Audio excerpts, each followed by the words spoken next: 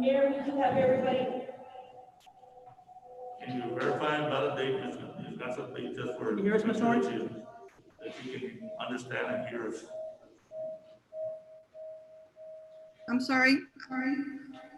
Okay. Hello? We just wanted to hear your voice, so we weren't sure whether you were mute or, thank you, Ms. Garza. I will call regular meeting agenda item number 2, the location of the Pledge of Allegiance, and I'm gonna ask Mr. Perez to take the lead on this item. Yes, sir. If I can have everyone please stand for the invocation and the pledge of allegiance. Heavenly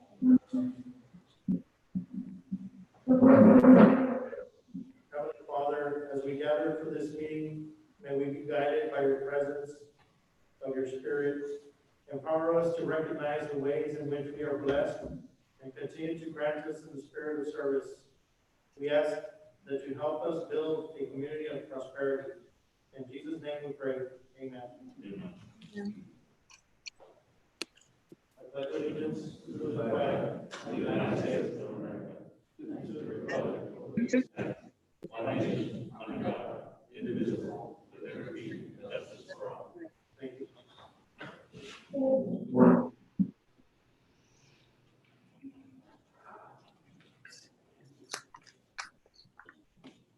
Calling for regular meeting agenda item number 3, Ms. Longoria.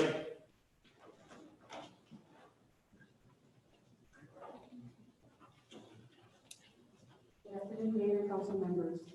For the census report, I just wanted to report that there are 16 days left to self-respond to the census. It is critical to complete the census because of its importance for future funding and representation. It's easy, safe, and confidential. Complete the census by phone at 1-844-330-2020, by mail, or online at 2020census.gov. And also to report that the Spirit Memorial Library staff have been providing assistance for anyone who needs help responding to the census. They can call 596-580-8750. This week, the city staff has begun to coordinate several drive-through events in which census takers will be helping to complete the census on site. The Boys and Girls Club will go first with their school supply pickup, which is scheduled for Wednesday at Beto Salinas Park, which is the Madero area from 5 to 8. Thursday at the CWB Park, food pantry area from 5 to 8, and Friday at the Hobbish Park at the North Inspiration Road area from 5 to 8. A drive-through event is also scheduled at the Mission Event Center on Saturday the 19th from 8 to 11. The Mission Housing Authority has also scheduled their events for this week. Wednesday at Spinola Valley Center for Veterans from 2 to 4. I'm sorry to interrupt, but can you speak into the mic? Oh, sure. That Zoom is having a little difficulty hearing you. And Friday at the Aldea Learning Center from 2 to 4. There will be plenty of incentives for those completing the census to help us reach our goal. Our goal, of course, is 60%. The deadline is September 30th, and mission is at 54.7%. Okay, thank you very much. I was gonna ask what the percentage is, and yes, our goal is at 60%, but the city of Mission, from the office of the mayor, it is 100%. Last year, the last 10 years, we wound up to 61%, and it gave us 85,000 people. You know, keep in mind that if we get over 100,000 people, you know, multiplied by at least minimum of $110 a person, you know, that gives you a general idea of how much per capita we may lose by not doing the census. It is extremely important that every citizen inside our city of Mission is counted. It is not only important for us, the city, but also for educating our children. And besides educating the children, it's also beneficial for the county exactly, because the county exactly uses our information and it sets together. But without further ado, thank you, Ms. Longoria, and I'm going to ask Ms. Aida Lerma to give us the Spanish version of this report. Ms. Aida Lerma, you have the floor. Good afternoon, Mayor and Council. Quedan solamente 16 días para responder al censo. Es de suma importancia completar el censo para nuestro futuro, para recibir apoyos y para tener representación adecuada en el Congreso. El censo es fácil, seguro y confidencial. Llene el censo por teléfono por marcando el 1-844-468-2020. Por correo también puede responder o por internet en la página 2020census.gov. Nuestro personal en la biblioteca Spear Memorial están proporcionando asistencia a cualquier persona que necesite ayuda para responder al censo. Pueden llamar también al 580-8750. Esta semana habrá varios eventos en los que estarán los tomadores del censo presentes, ayudando a completar el censo en varios de nuestros sitios. En el Boys and Girls Club estarán también repartiendo útiles escolares.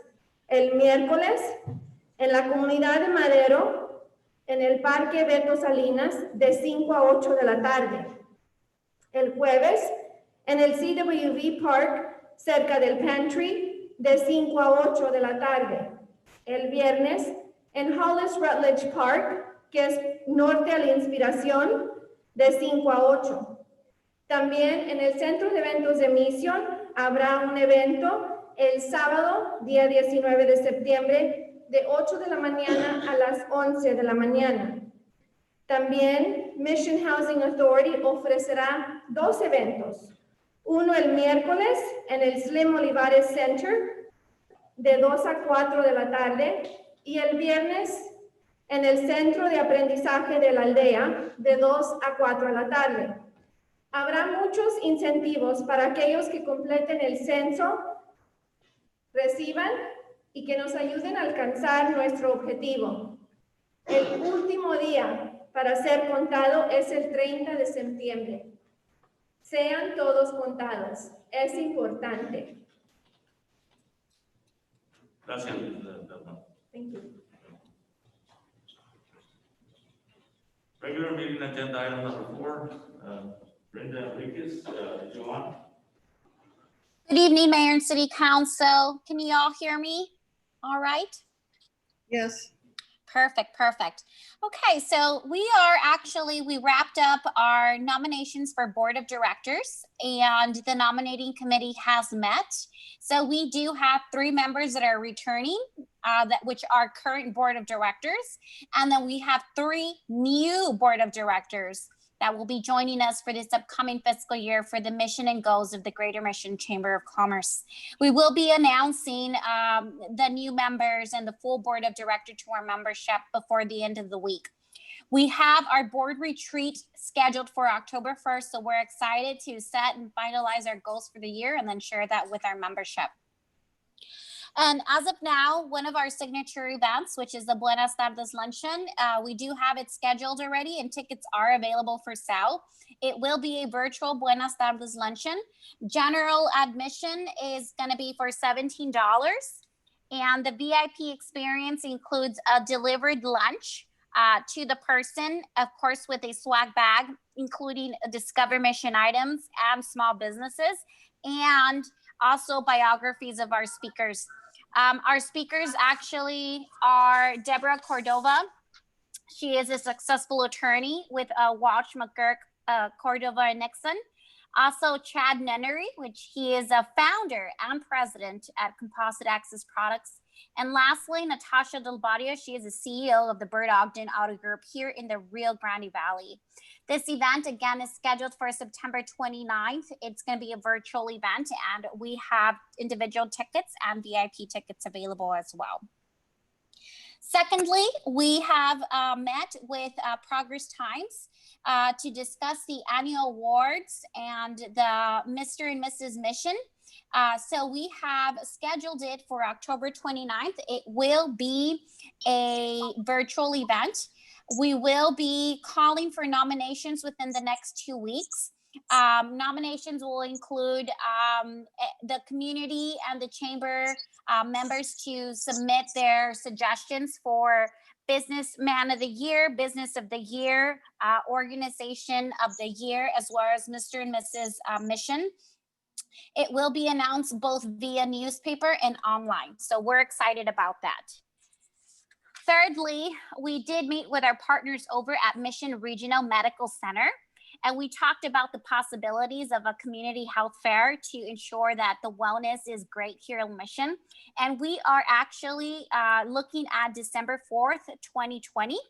And we will be performing an annual health fair, especially now. It's going to be a combination between virtual and in person, but now is more important than ever for everyone to get their flu vaccines, as well as understand the COVID-19 virus and what it is. So we're going to use this opportunity to take advantage, educate our community, know the different types of COVID testing. And of course, as I mentioned, it's going to be a combination of virtual and in-person events, and safety is number one. So we're excited, and that is dated for December 4th, 2020.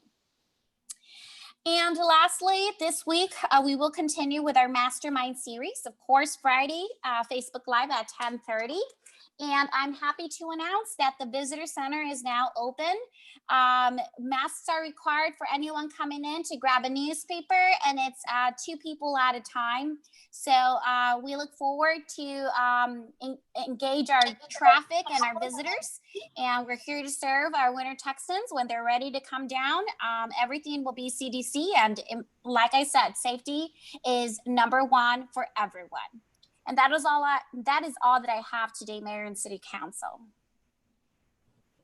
Thank you very much, Ms. Enriquez. The council will open it for any questions directly to the Greater Mission Chamber of Commerce. Any questions by any of the council members? You have the floor.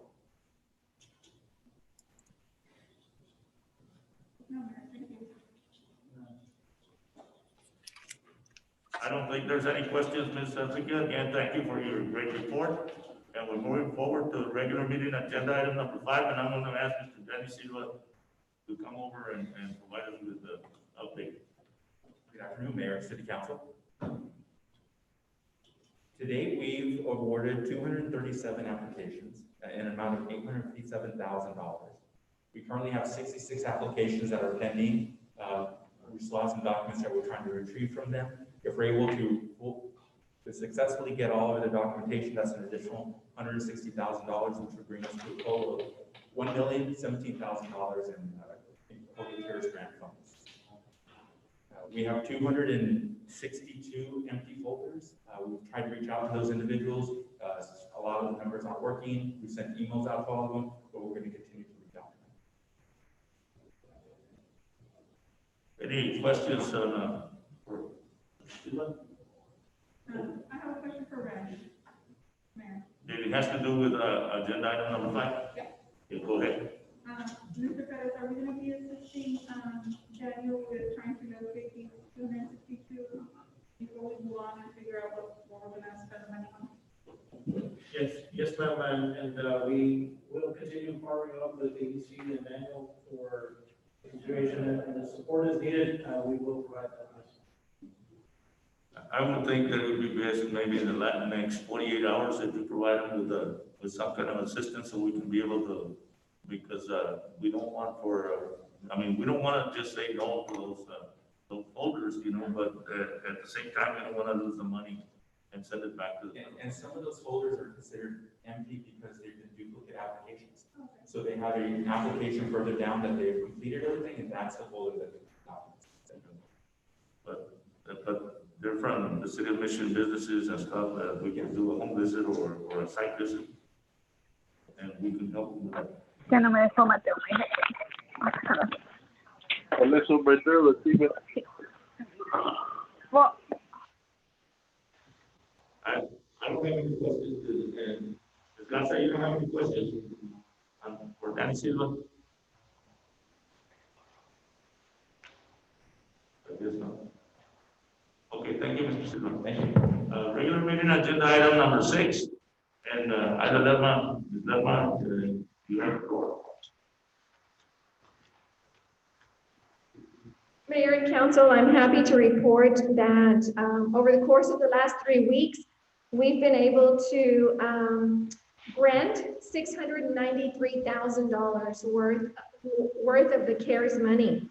We had 185 applications for the Continue to Employ grant, And we had 194 applications for the commercial utility account with the city of Mission.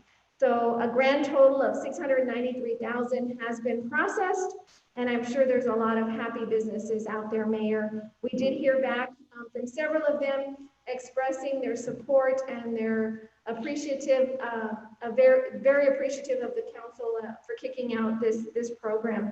There was 27 applicants that were declined for not meeting the requirements that were approved by the city council. We did everything in our power to work to see if they would meet the criteria one way or the other, and unfortunately, they were unable to meet the criteria there. And this concludes my report. Thank you. Any questions by the council for Ms. Lerma on agenda item number 6? Thank you. Regular meeting agenda item number 7 is departmental report. This is the time, you have it in your packet. This is the time to ask any question directly to the department heads and through Mr. Perez, the city manager.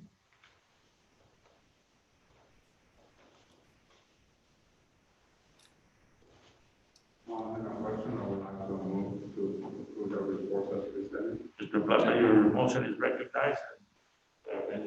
We have a second. And this I open up for final discussion by any of the council members. All those in favor say aye. All those opposed, same sign. A motion carries. The motion carries. And I will call for regular meeting agenda item number 8. Citizens participation, and I'm going to ask Ms. Carrillo, do you have a list of individuals that would like to address the council? Mayor, nobody called before the meeting to sign up. I don't know if there's anybody on Zoom. Mr. I don't see. Darby, will you verify that? I do not see anybody indicating that they have. Okay, thank you, Ms. Carrillo. I'll move on into our regular meeting agenda item 1.0, which is the public hearings, and I'm going to call for 1.1A, and I'm going to ask Ms. Luna to approach the podium and provide you with the information for this public hearing. Good afternoon, Mayor and Council. Item 1.1A is a rezoning for a 0.40 acre land out of the north 6.89 acres of the south 2.678 acres lying south and west of Mission Main Canal, lot 23-3 West Addition to Sherryland. It's from AOI Agricultural Open Interim to R2 Duplex Fourplex. The applicant is Nidia Espinosa. If the board is inclined to approve, an adoption of an ordinance will be needed. The subject site is located in the area of Los Ebanos Road and Rankin Street on the east side of Los Ebanos. Surrounding zones include to the north agricultural, to the east, west, and south single-family residential. Existing land uses to the north, east, and west is single-family residential. The future land use map shows this area as a low-density residential. The proposed zone does not comply with FDD's future land use map and surrounding land uses. Staff feels that surrounding this area with a duplex complex would have a detrimental effect on the area that has long been for single-family residential. Changing the zone to R2 would also be considered spot zoning since there are no other apartments in that area. Staff recommends denial. This is a public hearing. This item is now before you. This is a public hearing. Anybody in favor or against this rezoning?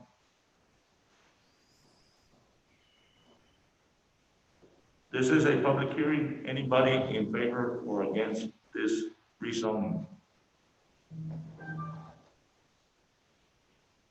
This is a public hearing. Anybody in favor or against this rezoning? Ms. Carrillo and Darby, we have nobody from the audience. No, I don't see anybody. You don't see anybody? I will close this public hearing and I will open it for any discussion by any of the council members directly. Mayor? Mayor? Hello? Hello? Yes. Yes, I was waiting. I don't know if you're going to cover point by point, but I wanted to, are you going to cover those A, B, C, D all the way, or you're just asking for A? And please identify yourself for the record. Sure, this is Esmeralda Dame. Esmeralda Amani? Adame, yes. I'm sorry, I correction. know you Adame. asked 3 times, but I wasn't sure if you want to do, are you just asking in favor or against for just letter A, or are you going to go each one? We're gonna go each one, right now. Okay, just wanted to make sure. Thank you. Agenda item is letter A. Letter A. Do you have an interest in letter A, ma'am, so I can give you the floor, but not, so I can close the public hearing? No, I'm further down the list. Thank you. Okay, yes, ma'am. Okay, thank you very much. I will close the public hearing and ask the Mayor? Ms. Garza, Yes. a question, go ahead. Garza, you have the floor. Yes, there was a little issue with the screen a little bit ago, so can I see the screen or the image with the zoning that's already, that's present? The zoning map? Going back to the zoning, in fact, I also asked what's that green triangle that is there, what's it? Is it agricultural? But there's nothing there other than agriculture. But the yellow is R1, is that correct? Yes, that's correct. So, so basically east of the property is residential development. That is correct. And that's actually the next item on the agenda. Okay. Okay. Alrighty then. Okay, that was all. I just hadn't seen this one. The screen.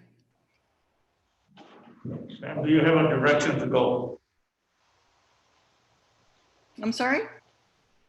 Do you have a direction to go? It is open for any city council to give us direction on what to do. Oh,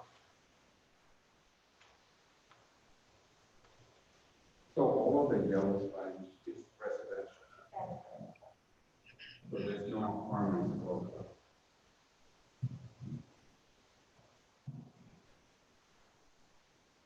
um,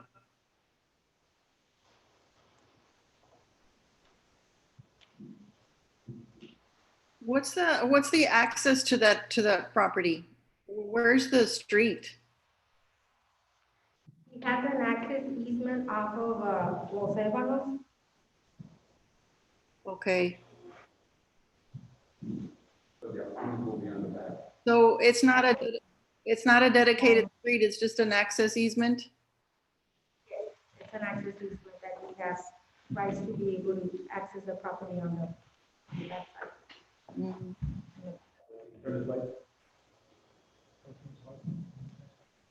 Mayor, Go ahead, ma'am. I'm sorry?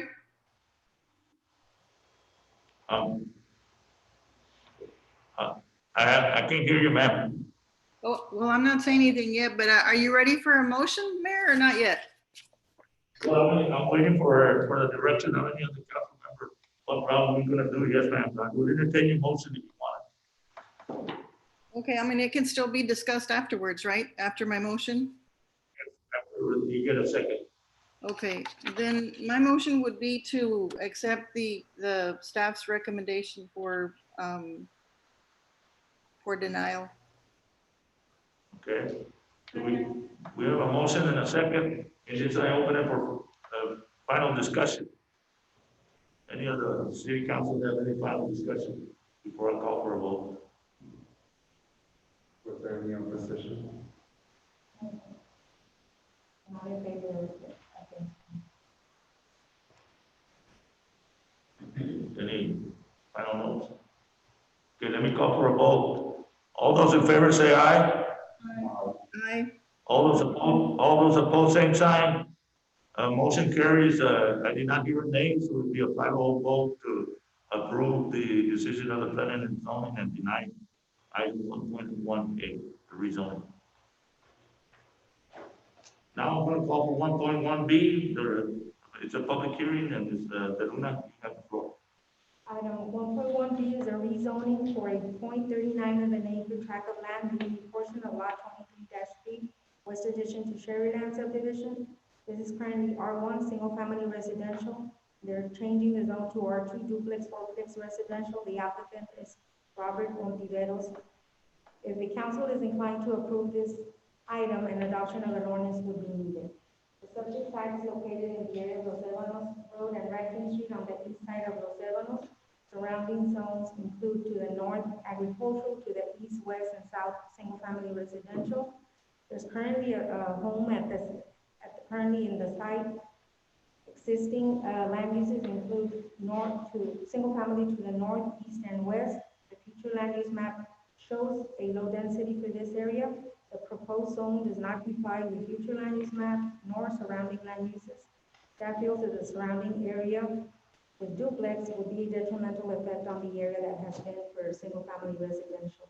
Besides, changing the zone to R2 would also be considered spot zoning since there's no apartments in that area. Staff is recommending denial, so is P&Z, and this is a public hearing. This item is not before. This is a public hearing. Anybody in favor or against this rezoning? This is a public hearing. Anybody in favor or against this rezoning? This is a public hearing. Anybody in favor or against this rezoning? Ms. Carrillo and Charlie, do we have anybody from the public identified? No, Mayor. I will close this public hearing and I will ask for the council's direction. Council, you got the floor. I'm going to approve the recommendation of the planning and zoning to deny the request. We have a motion on the floor to approve the recommendation of planning and zoning and staff to deny the rezoning. Do I hear a second? We have a second. And this is open for final discussion. Do we have any council members? Any final discussion? All those in favor say aye.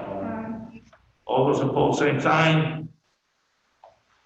I did not hear any nays, therefore, item 1.1B is 5-0 for the recommendation of the planning and zoning and staff, and that's to deny the rezone. I would open it to 1.1C. Ms. Luna, you have the floor. Item 1.1C is a rezoning for a 0.65 acre tract of land out of lot 17-10 West Addition to Sheridan. The current property is zoned agricultural and the proposed change in zone is seafood general business. The applicant is Vasco Development Corp. If the council is inclined to approve this item, an adoption of ordinance would be needed. The subject site is located at the northwest corner of Bryan Road and Expressway 83 along the north side of the Expressway 83. Surrounding zones to the north, east, and west, and south is all general business. The site is currently vacant. The existing land uses to the north is a Cecilia Station, to the east Jack in the Box, to the west is Collier and PPP Paints, to the south is Mission Regional Medical Center. The future land use map shows general commercial for this area. The proposed zone complies with the city's future land use map and surrounding zones. Staff recommends approval. This is a public hearing. This item is not before. This is a public hearing. Anybody in favor or against this rezoning?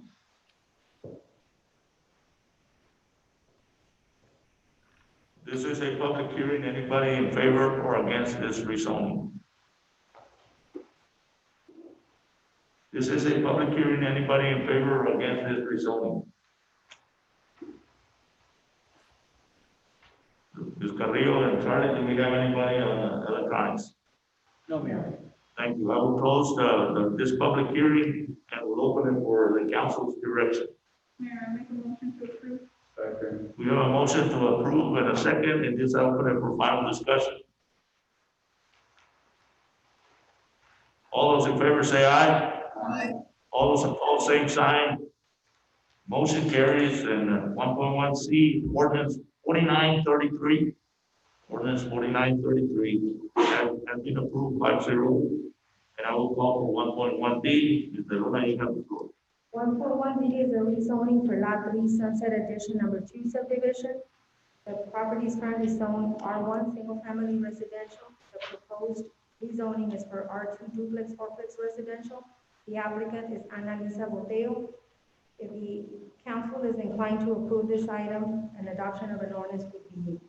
The property is located approximately 180 feet north, from the northwest corner of Trevanos and Charles Street along the north side of Charles Street. Surrounding zones include C3 to the north, R1 single-family residential to the east, west, and south. Existing land uses to the north is Robles Branch and Los Evans Mobile Home Park. To the east, west, and south is residential. The site is currently vacant. The future land use map has this area zoned low-density residential. The future land use map reflects a low density. The predominant land use in this area is mainly residential. Staff notes that there are two other properties that have more than one structure in the lot, but have been in existence prior to being annexed to the city since 1974. Based on the future land use map designation, staff cannot support this request. Staff and P&Z recommended denial. We do know that we received a petition today in favor of the request with 58% in favor. And how much what percentage? It's 58%. But yeah, but what is the minimum requirement? 20. 20? If the board is inclined to approve, you would need a board vote to approve the item. This is a public hearing. This item is not before you. This is a public hearing. Anybody in favor or against this rezoning? Dr. Ocaña, I am the property owner, Ana Boteo. Go ahead, ma'am. You, ma'am. With the last vacant lot as a single parent and on an educator's salary, it would be extremely beneficial for me and my daughter to have a duplex on the current only vacant property left in the subdivision. I would live in one unit and rent out the unit behind my unit.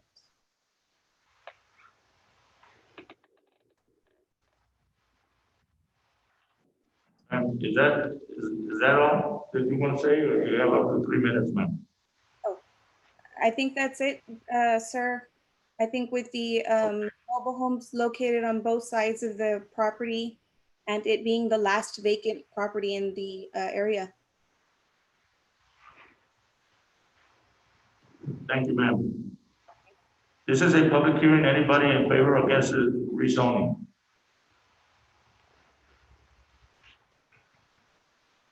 This is a public hearing. Anybody in favor or against this rezoning?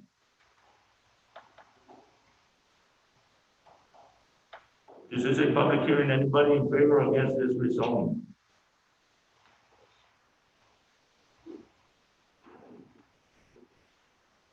Ms. Carrillo and Charlie, I will close the public hearing and I will open it for the council.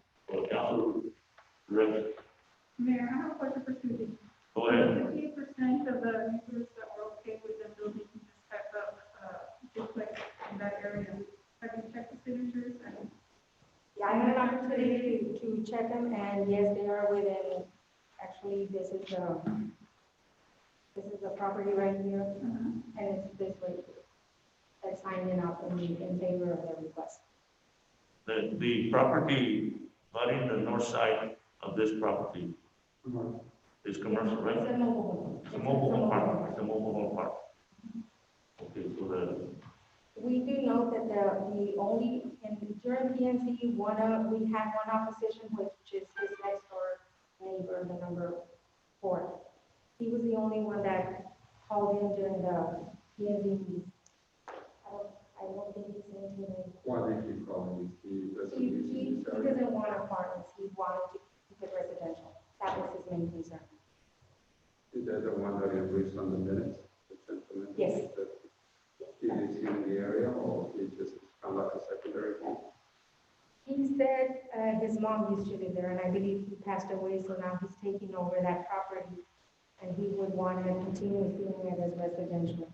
I guess the question Mr. Pluck is asking is, does he live there or does he rent the place? I'm not sure. I think he lives there. Is he the one that they mentioned it on the minutes for the planning and zoning? There's a gentleman that is against it. Yes, that is the one. I believe he just recently moved to the area because he did mention that his mom had passed. recently. Can I say I something? would like to, the request to, Hold on. I heard somebody speaking. Is it Ms. Garza speaking or? It's, no, it's, Ms. Patel. Huh? It's Patel. The applicant,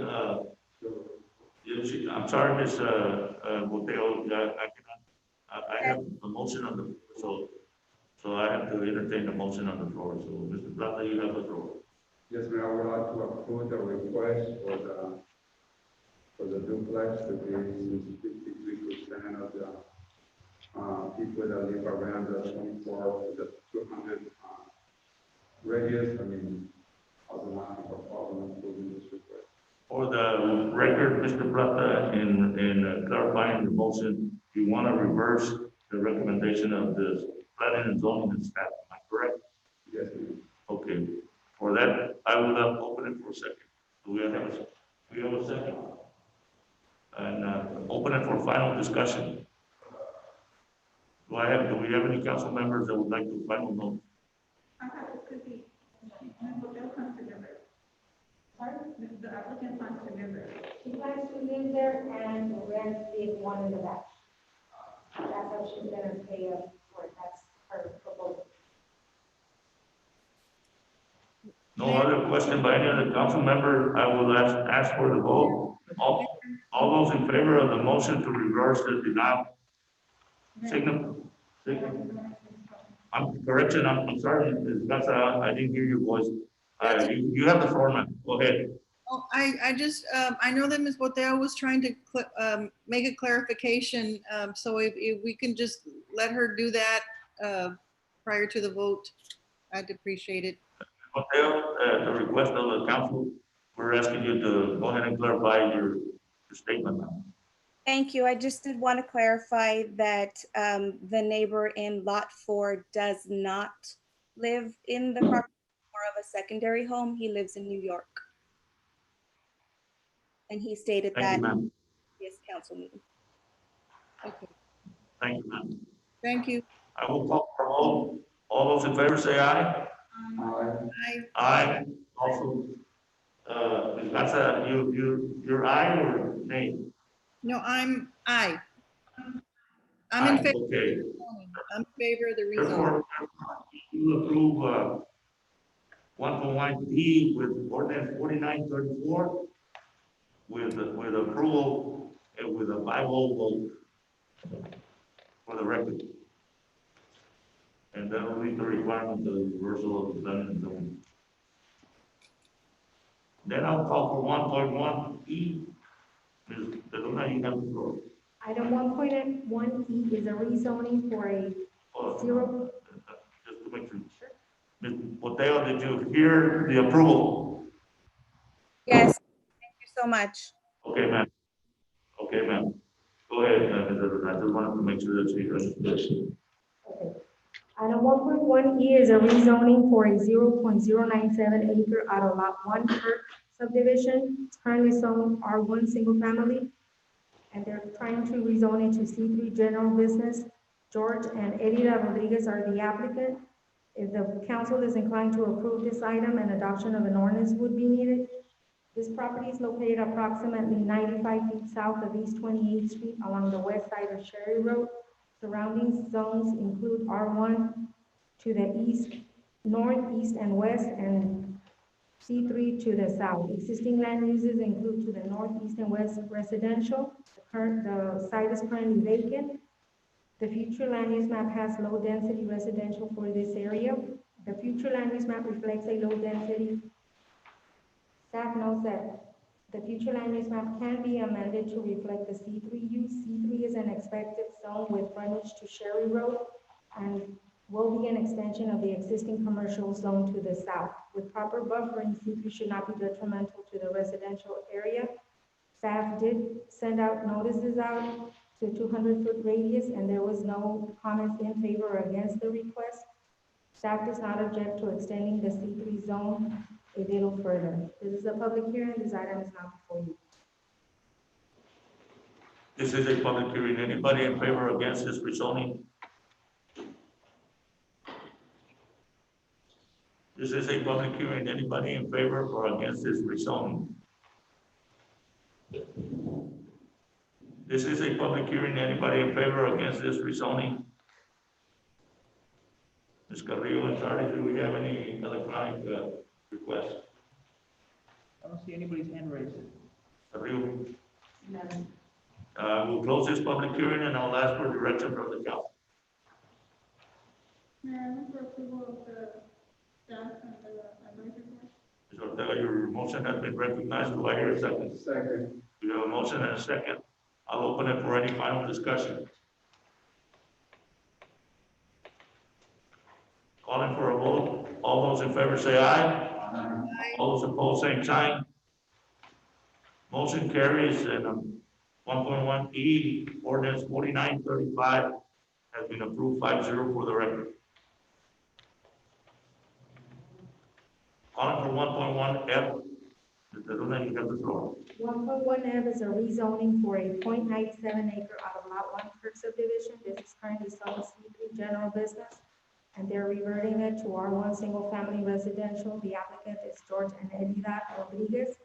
The council is inclined to approve this item and adoption of an ordinance will be needed. This property is located approximately 95 feet south of East 28th Street along the west side of Sherry Road. Current zone is single-family residential to the north, east, and west. C3 general business to the south. Existing land uses is residential to the north, east, and west. The future land use map reflects a low density. The applicant proposed to utilize this property to give access to the residential property on the back of this tract. Staff is recommending approval. This is a public hearing. This item is now before you. This is a public hearing. Anybody in favor or against this rezoning? This is a public hearing. Anybody in favor or against this rezoning? This is a public hearing. Anybody in favor or against this rezoning? Ms. Carrillo, I'm sorry, do we have any electronic requests? No, Mayor. I will close this public hearing and I will open it for any of the council for any questions or direction of. Move for approval, Mayor, presented by staff and advisory board. We have a motion to approve the 1.1F. Do I hear a second? We have a motion and a second. I open it for discussion. I'm going to call for a vote. All those in favor say aye. Aye. All those opposed, same sign. All those opposed, same sign. I do not hear anybody, so therefore I'm going to rule on 1.1F, ordinance 4936, approve 5-0 for the record. Calling for 1.1G, Mr. Luna, you have the floor. 1.1G is a conditional use permit for the sale of gas at 7-Eleven. The address is 1327 East Expressway 83.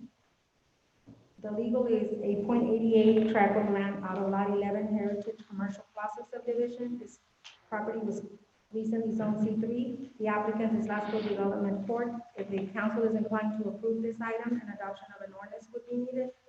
The subject site is located at the northwest corner of Bryan Road and Expressway 83 along the north side of Expressway 83. The applicant desires to build a 4840 square feet 7-Eleven convenience store where the sale of gasoline would be made available. They are proposing to have 8 self-serve gas pumps.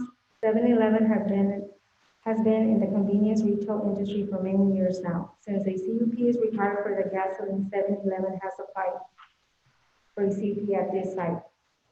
We have received the plans for review and construction will commence in the next few weeks. Hours of operation is open 24 hours a day, 7 days a week. They're proposing 8 employees for staff, parking, and landscaping will be complied with. Since dealing with a franchise that has history of a successful selling gasoline, staff recommends approval of the conditional use permit request for life review subject to not being transferable to others. This is a public hearing. This item is now before you. This is a public hearing. Anybody in favor or against this conditional use permit? Is this a public hearing? Anybody in favor or against this conditional use permit? Is this a public hearing? Anybody in favor or against this conditional use permit? Ms. Carrillo or Charlie, do we have anybody electronically requesting? No, Mayor. Ms. Carrillo? No, I will close this public hearing and open for the direction of the council. Mayor, move for approval. We have a motion and a second to approve ordinance 4937. This I open it for final discussion. I'm gonna call for a vote. All those in favor say aye. All those opposed, same sign. Hello.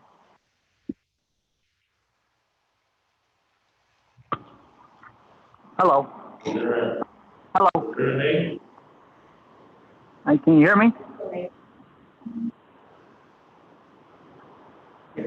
Hello. We can hear you.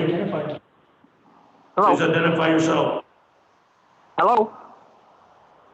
Hello. Hello. Please identify yourself. Can you hear me? Yes, Yes, we can. Hello. I'm talking on my phone. My name is Matt Kendon. I'm right over on 8-9 down there on Bryan Road. Can you hear me? Yes, yes, we can hear you. Yeah, I'm down here on 8-9 on Bryan Road, and I thought this would be a good time to bring up some discussion about the flooding down here. And particularly, I'm right by the lift station, which is lot 10, just north of where they're proposing a new 7-Eleven store. They raised that land when they put that lift station in, and when they had dug the hole, they actually crowned out the rest of that dirt that they excavated, and it raised it up to where what I should recommend is they get a drain plan for that lot 10, and so where it either goes forward, they can put 2 ditches along the lift station and get the water into the trough in front there on the formal access road in front of the lift station, or storm sewer. I would also recommend a retention area. That area down there gets a lot of water, and it floods out down there. During this last hurricane, the one we had with Hurricane Hannah, there's two 3x5.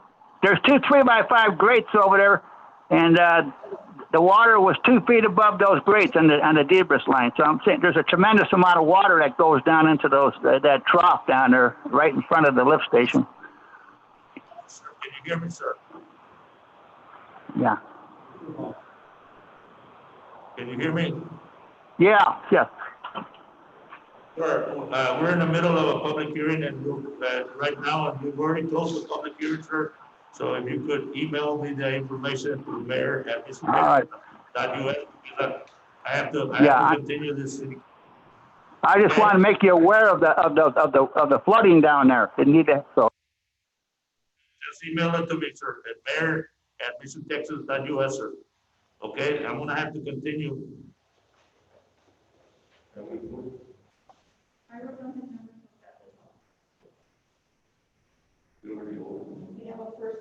We have a motion and a second. We have a motion and a second, and we're opening for discussion. Right. Therefore, all those in favor say aye. Aye. All those opposed, same sign. Motion carries at 5-0. Ordinance 4937. Calling for 1.18. Ms. Luna, you have the floor. Item 1.18 is a conditional use permit to have a daycare center in a residential zone. The address is 311 West Leonaco, apartments A and B. The legal is the west half of lots 1 and 2 out of block 1 and 3, original town site. The applicant is Jose de la Garza. If the council is inclined to approve this item, an adoption of an ordinance would be needed. The subject site is located at the northeast corner of Cummings and Leonaco Street along the south side of Leonaco. The applicant owns a triplex on property zone R1. Currently, the applicant remodeled all the apartments to be for the child care services. They currently currently have a conditional use permit for a home occupation, a licensed home daycare that was approved back in October of 2018. Since the applicant does not want to reside at the triplex, Section 1.56G of the zoning code requires that the owner can obtain 90% of the signatures of approval from the surrounding property owners within 200 feet. The owner was able to obtain 90% of the signatures. That's complying to code. The days and hours of operation are Monday to Friday from 5 a.m. to 9 p.m., Saturday from 7 a.m. to 2 p.m. Staff is proposing two employees parking. There are 6 parking spaces that will be shared between the tenant and the applicant. The city has approved other similar requests of this type of use throughout the years without incident. Since the applicant has obtained 90% of the signatures and has complied with the requirements, staff does not object to the request. Staff recommends approval for 1 year, subject to compliance with a minimum of 90% support from the mail-out radius. They comply with DHS certification and must comply with Section 1.56-1 of the zoning code. This is a public hearing. This item is now before you. This is a public hearing. Anybody in favor or against this conditional use permit? This is a public hearing. Anybody in favor or against this conditional use permit? This is a public hearing. Anybody in favor or against this conditional use permit? Ms. Carrillo and Charlie, do we have anybody electronic? No, Mayor. None. I will close this public hearing and ask for direction from the council for ordinance 4938. Move to approve. We have a motion to approve. Do I hear a second? Second. We have a second. This I open it for final discussion. All those in favor say aye. All those opposed, same sign. Motion carries 5-0. Ordinance 4938 is approved, and I'm calling for 1.1I. 1.1I is a conditional use permit to construct a duplex on an R1 single-family residential zone. The address is 1013 North Francisco Street. The legal is Lot 10, Block 170, Mission Original Town Site. The applicant is Gilbert Garza. If the council is inclined to approve this item, an adoption of an ordinance would be needed. The property is located approximately 150 north of East Homeland on Francisco Avenue. The request before the board is to construct a duplex on a residential lot. Based on ordinance 4849, a property owner can apply for a conditional use permit without having to change the zone of the property, only if they meet a certain criteria, which include 1, must be a corner lot, or 2, must be adjacent to an existing duplex, triplex, or fourplex. 3, the applicant vacant property cannot be between 2 single-family residences, and 4, on a case-by-case basis. The applicant meets the criteria to apply for a conditional use permit. Since this property is adjacent to a duplex, the applicant will be living in one of the units, and his father will be living in the other to have a better control and maintenance of the unit. Staff and PNC recommended approval. Staff notes that today we received a petition in opposition of the request. We did have an opportunity to review the signatures, and there are 63% in opposition of the request. Validated and verified. They have been verified. This is a public hearing. This item is not before you. This is a public hearing. Anybody in favor or against this conditional use permit? Mr. Sanchez, the floor recognizes you. Yes, this is Esmeralda Dame. I'm here. I'm a resident of the area, and I'm against this. Ma'am, I have recognized Mr. Sanchez, and we'll put you in line, ma'am, okay? Okay. Mr. Sanchez, you have the floor. Thank you. Good evening, ladies and gentlemen, Mayor Ocaña, City Manager, and City Council members. My name is Romeo Sanchez. I live at 1341 North St. Marie Street in Mission, Texas. It is with great disappointment that I appear before you once again in protest of the construction of yet more apartments in our neighborhood. All of you know me and are quite aware that I don't stand to gain anything monetarily in voicing my opinion here today. However, the community as a whole does stand to gain a great deal by my participation in this matter. In order to understand what to say, we first have to figure out who stands to gain from this conditional use permit. Is it the community that is objecting to the construction of yet more apartments in our neighborhood? Or is it the investor that is requesting the conditional use permit? Let's not kid ourselves. We all know that it's the investor who is slowly carving away large segments of our historical neighborhood for personal gain. You all received screenshots I sent you of the homes where the investors live. They live in a very peaceful community. I am sure they would object and protest if I proposed to build apartments in their neighborhood. A quick research conducted several months ago by city officials gave light to the fact that the city is has a very high rental property to home ownership ratio. Based on the information I received, the percentage of rental properties is currently at 42%. This is very high considering that the city does not have economic development that brings about benefits to a community. Most of these people work outside the city. Mission is simply where they rent and live. However, knowing the high rate of rental properties, you chose to change the ordinance in the Mission original town site on October 14, 2019 to accommodate the rental property investors. I have been complaining to you about this matter and the state of our city for many years. I even drove with several of you through a small segment of our community several months ago. I asked you to identify issues with code violations, drainage problems, and the quality of life some of our citizens are forced to experience as a result of careless homeowners and renters that don't take pride in their community.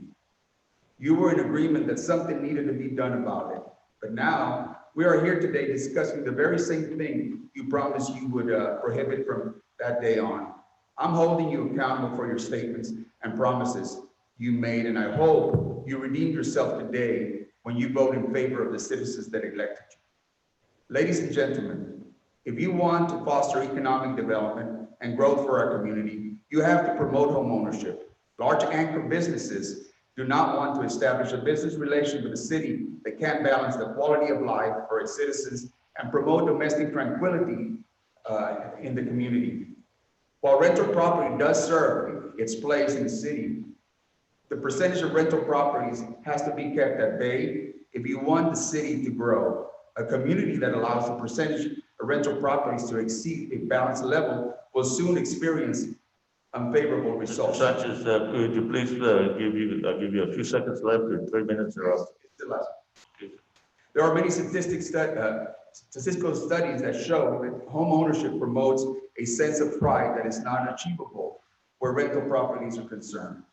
On behalf of the citizens who live in the Mission original town site and throughout the city, I submit this petition in protest of the requested conditional use permit to construct a duplex on an R1 single-family residential zone at 1013 North Francisco Street, being Lot 10, Block 170, Mission original town site.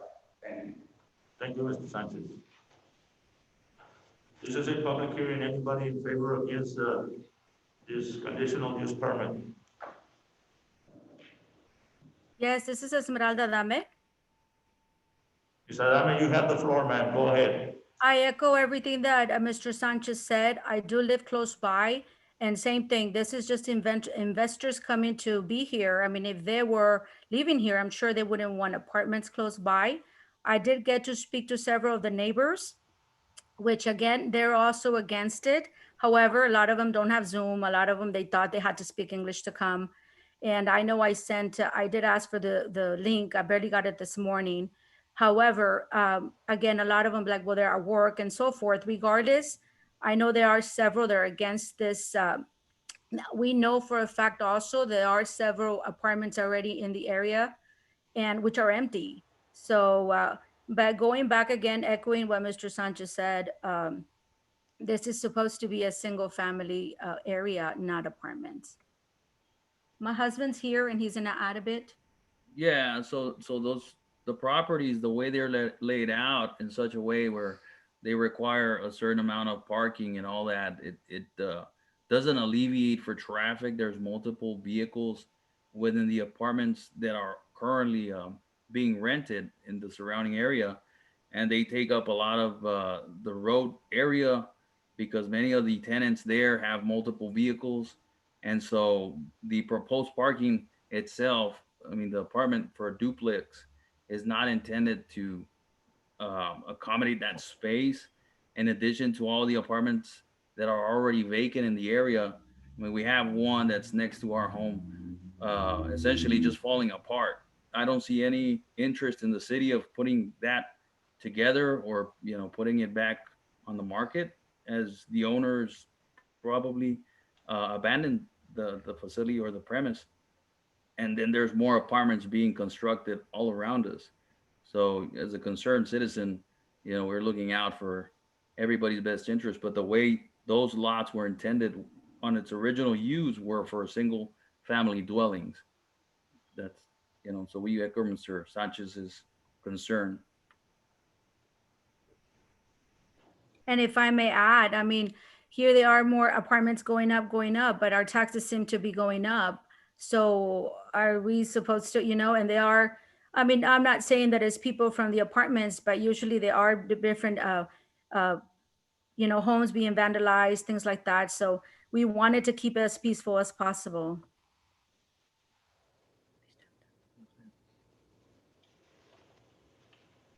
We yield our time. Time. If I may, Mayor. Not yet, but let me finish the opening of the public. Okay? This is a public hearing. Anybody in favor or against this conditional use permit?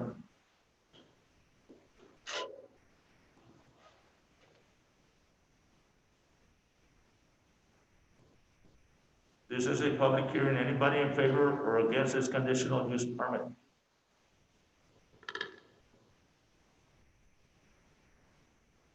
This is a public hearing. Anybody in favor or against this conditional use permit? Hi, can you hear me? All right, do we have anybody else on the line? Yeah. Yes. Mr. Gilbert Garza, you have the floor, sir. You're being recognized. Hi, my name is Gilbert Garza. I'm the applicant of this project, and I respect and admire the citizens of the community and the neighborhood. I understand their concerns. I'm not another investor, just willing to, you know, put up a duplex, rent it out, and forget about it. Okay, I have a small family. I have my wife and my daughter, and I also have an 82-year-old father.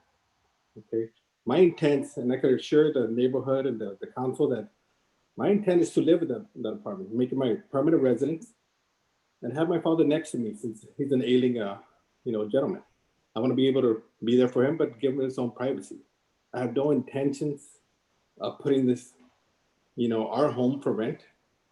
I want to know that I have good neighbors, and it shows by you guys voicing your concern. Not only shows that the community is strong, and you know, everybody talks to each other, and I see your concerns that because I drive around the neighborhood and I see the apartments that you guys are seeing, but like I said, I mean, that is going to be my permanent resident. You know, I'm going to be part of you guys, and I'm hoping that you accept me, my family, my father, you know, to a great community that it seems to be. You know, the area is awesome. You know, my wife and I, my daughter, we love the place. We're avid tennis players, so you know, it's walking distance from the property. I wish there was something else that I could say to change your mind and your concerns, but the only thing I could tell you is the truth, that even if you had any questions from my father, which is he's right next to me, he can answer any questions about the project. You know, he speaks Spanish. If anybody's willing to ask him anything, I mean, I think he's going to voice the same, you know, statements that I am. I think, you know, our building, you're right, it's going to add value to the neighborhood. You know, and if you would see the plans, you see that the size of the apartments, it's not for a tiny rental apartment, it's a home size. You know, so I would appreciate your support in any way that you can. You know, I want to be part of the community. My family wants to be part of the community and the neighborhood, and those are our intentions. So thank you for your time. This is a public hearing. Anybody in favor or against this conditional use permit?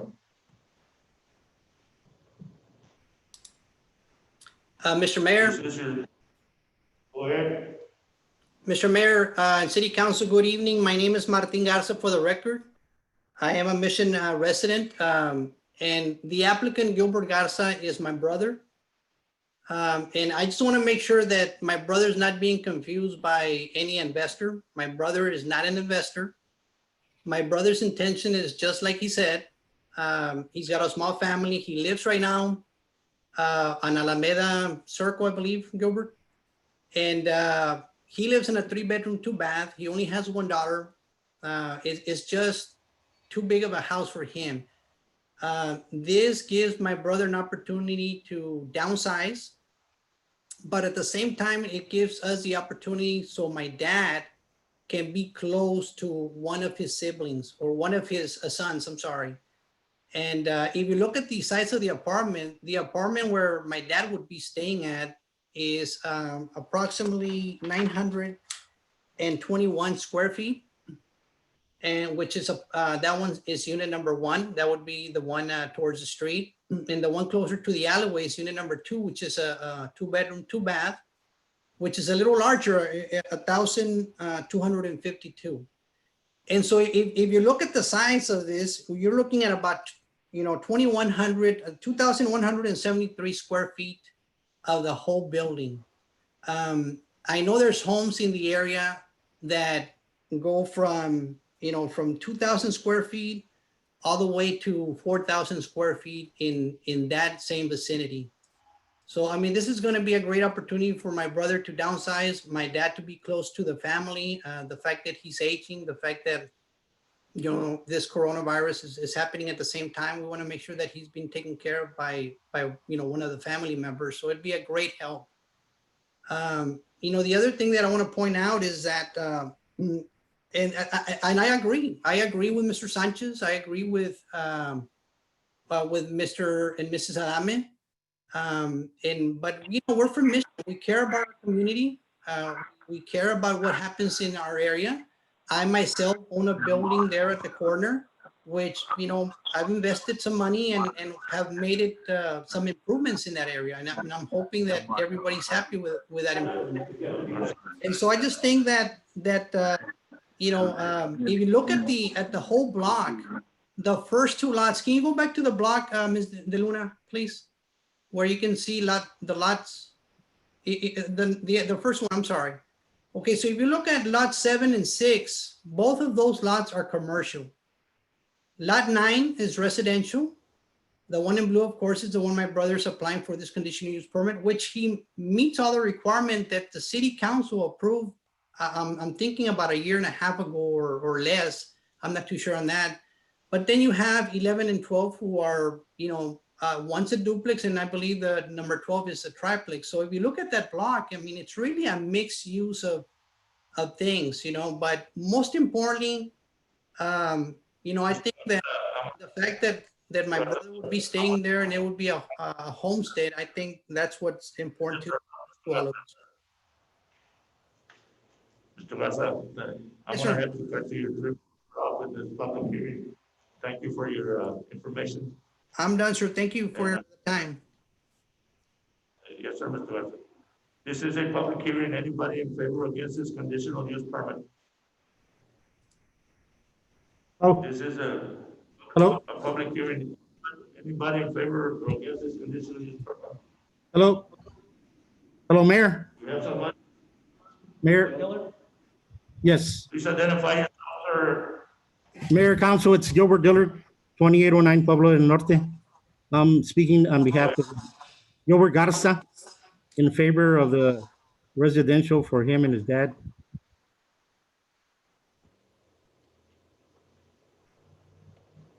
Mayor? You have the floor, sir. Yes, I'm just speaking on behalf or in favor of, for Gilbert and his family for that residential house there, or the duplex.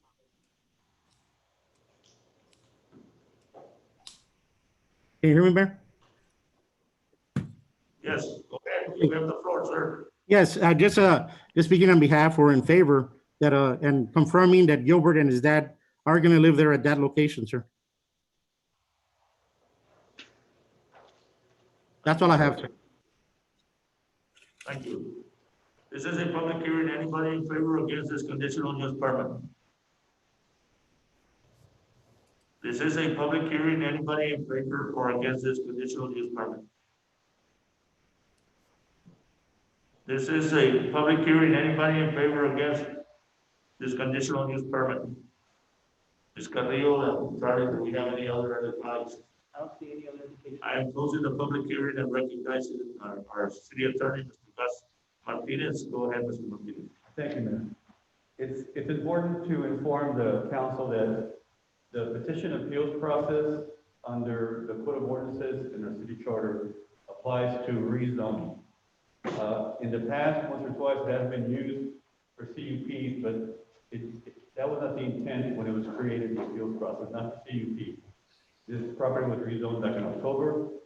So while you don't need to consider the petition as much, you do understand that there are concerned citizens. So if you do consider the petition and you accept it, then you would need 4/5 of a vote to. Thank you, Mr. Martinez.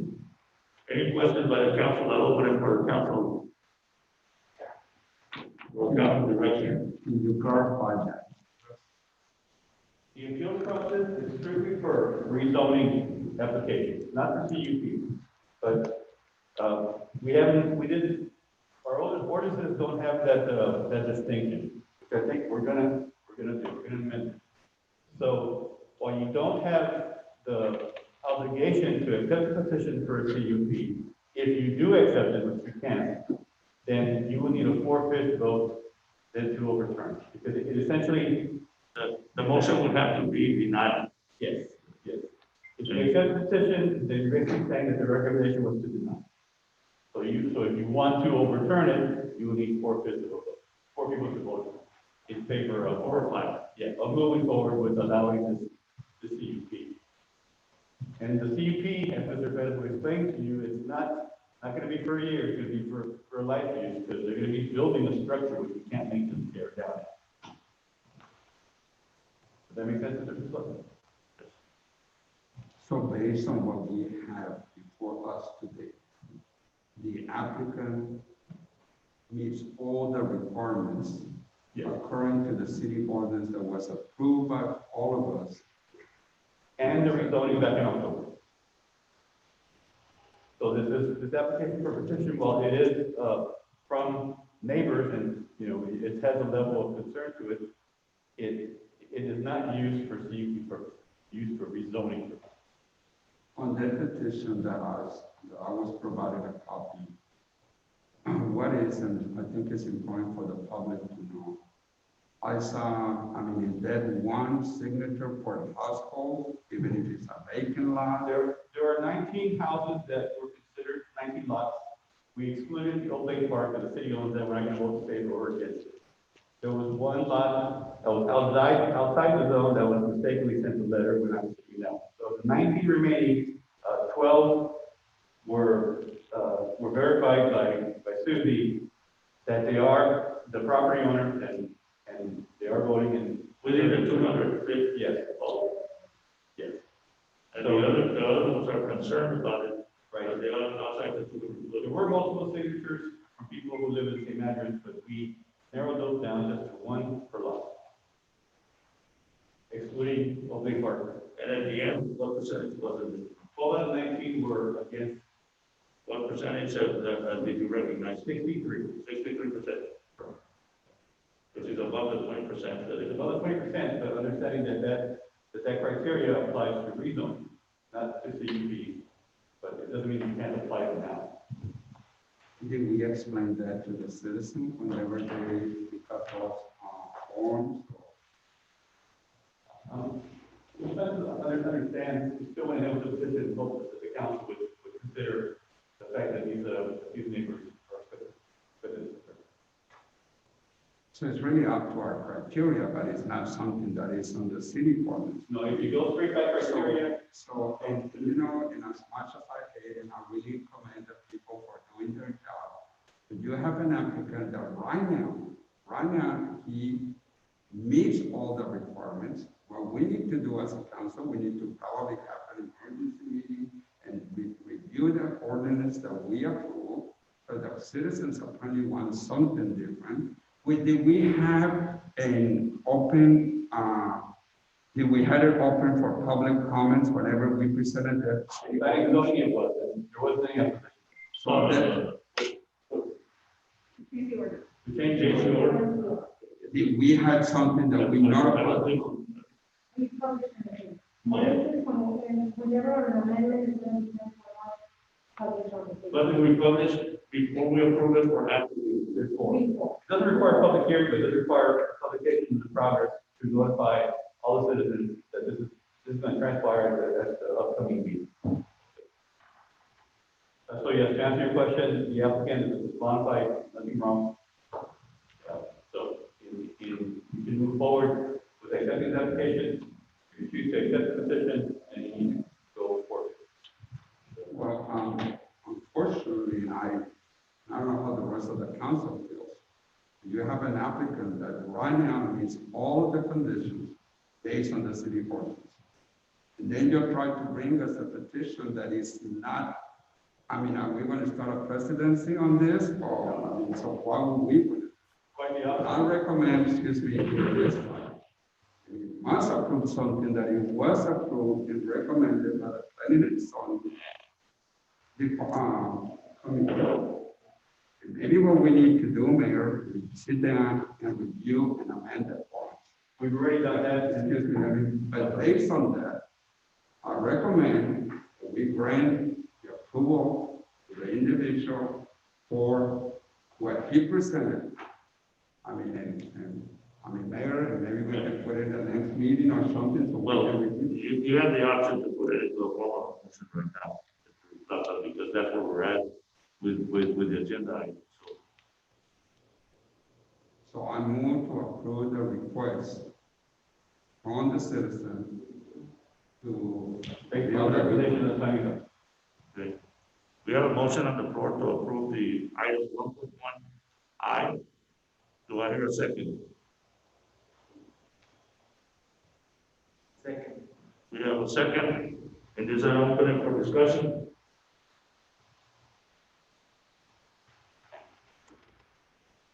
Any discussion? Final notes? I'm going to call for a vote. All those in favor say aye. All those opposed, same sign. I'm voting against it, so we got one against. We didn't hear Councilman Ochoa, Councilman Scott.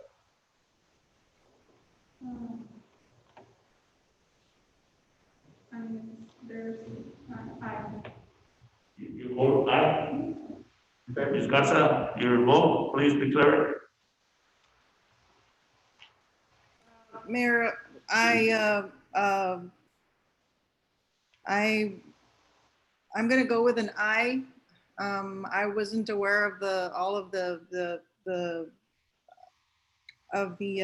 requirements for the petition on this particular item. So being that it meets all the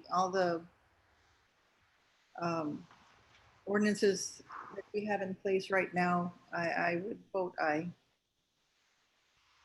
Okay, for the record, 1.1, ordinance 4939 will pass 4-1 for the record. And I'm calling for 1.1J, a public hearing, and I'm gonna ask Mr. Perez to recognize the 4939. Am I correct, Ms. Carrillo? That's correct.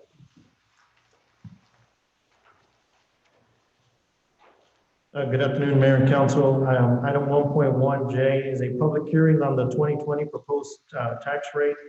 The notice of 2020 tax year proposed tax rate for the City of Mission was published in the Progress Times on Friday, September 4th, 2020.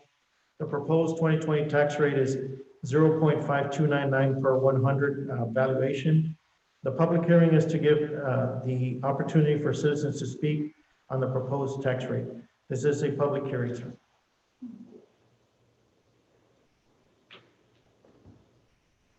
This is a public hearing. Anybody in favor or or would like to give? I would like to speak. Can you hear me? Yes. Please identify yourself, sir, so we can, for the record.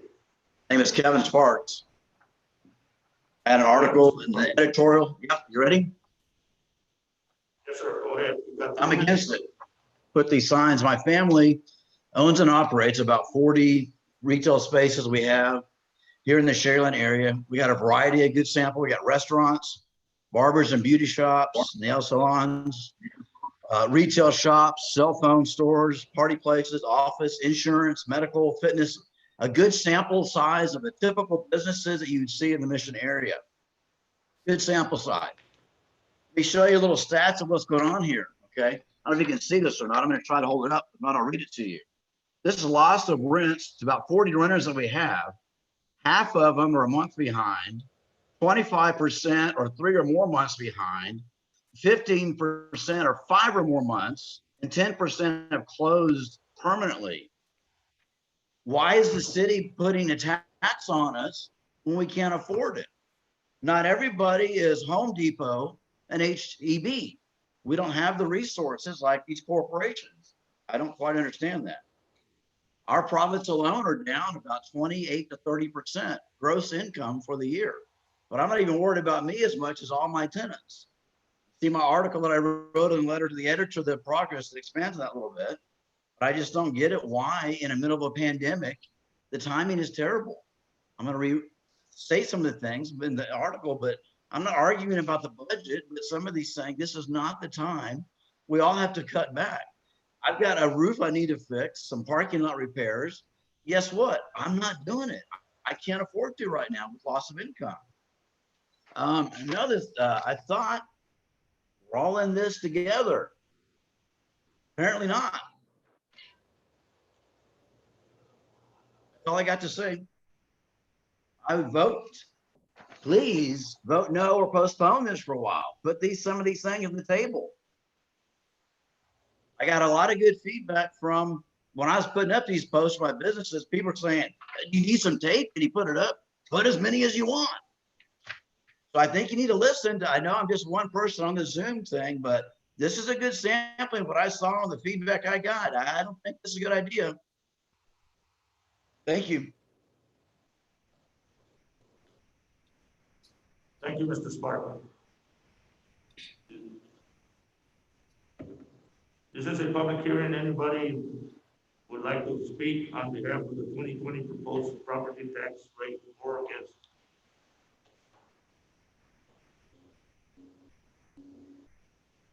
This is a public hearing. Anybody would like to speak on 2020 proposed property tax rate or against?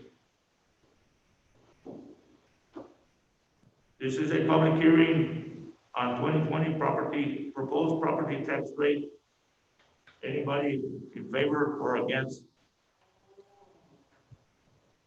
This is Esmeralda Arame. Again, I echo again, Mr. Sparks, same thing. In the middle of all this that's going on, I don't think it's the right timing.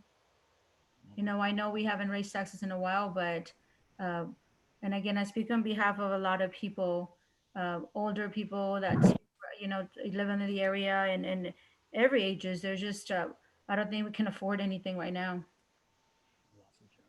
Lots of jobs, you know, a lot of them are having to deal with their kids at home, more expenses, more everything, you know, having those that were in daycare before and have to be on daycare because, you know, they have to, the parents have to work, take care of them. It's just a lot going on right now for having even to speak of raising taxes. That's all. Thank you, ma'am. This is a public hearing on 2020 proposed property tax rate. In favor or against?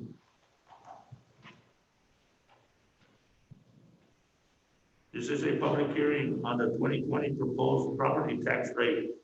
In favor or against?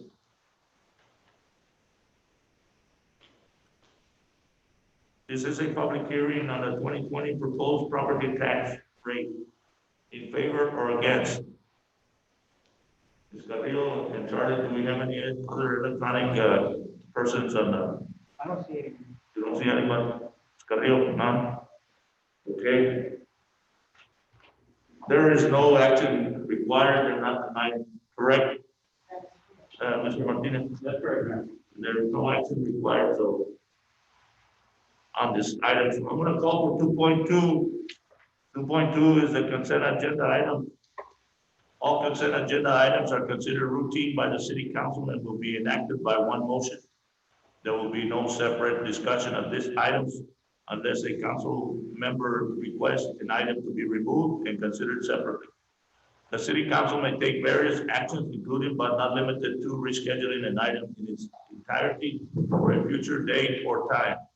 The city council may elect to go into executive session on any item, whether or not such item is posted as an executive session item at any time during the meeting when authorized by the provision of the Open Meeting Act.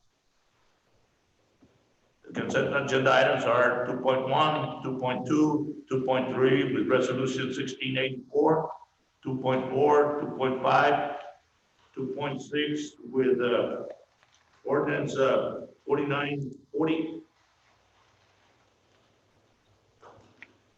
2.7, and 2.7. Council, what is your will?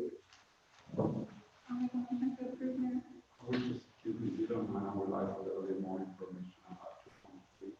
Okay, 2.3 will be okay. Will be pulled. I guess while I can put 2.7, so you can tell us a little bit about that. Okay, 2.7.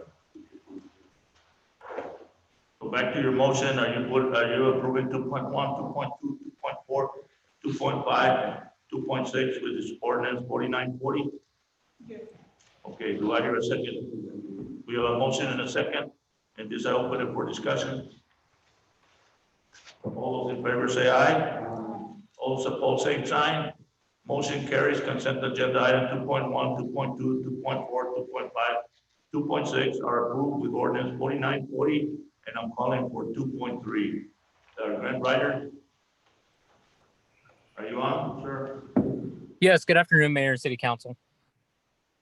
Okay. So item 2.3 is seeking approval of resolution authorizing the submittal of a grant application to the Rio Grande Valley Metropolitan Planning Organization for the FY 21-22 Transportation Alternative Set-Aside Process. The grant supports eligible projects for planning and construction of on-road and off-road trail facilities for pedestrians and bicyclists. The city seeks to propose a $50,633 planning project that will allow a qualified expert study for a future hike and bike trail from east city limits to west while connecting to existing trails. The grant requires a local match, which the city will propose a 21% local match of $10,633. Staff and city manager recommend approval. I want to also add to this note here also that this is a combined effort on trying to connect a hike and bike trail from Fort Ringo to Fort Brown, from Stark County through Hidalgo County through Cameron County, and connect it all together for people that wanna ride their bikes.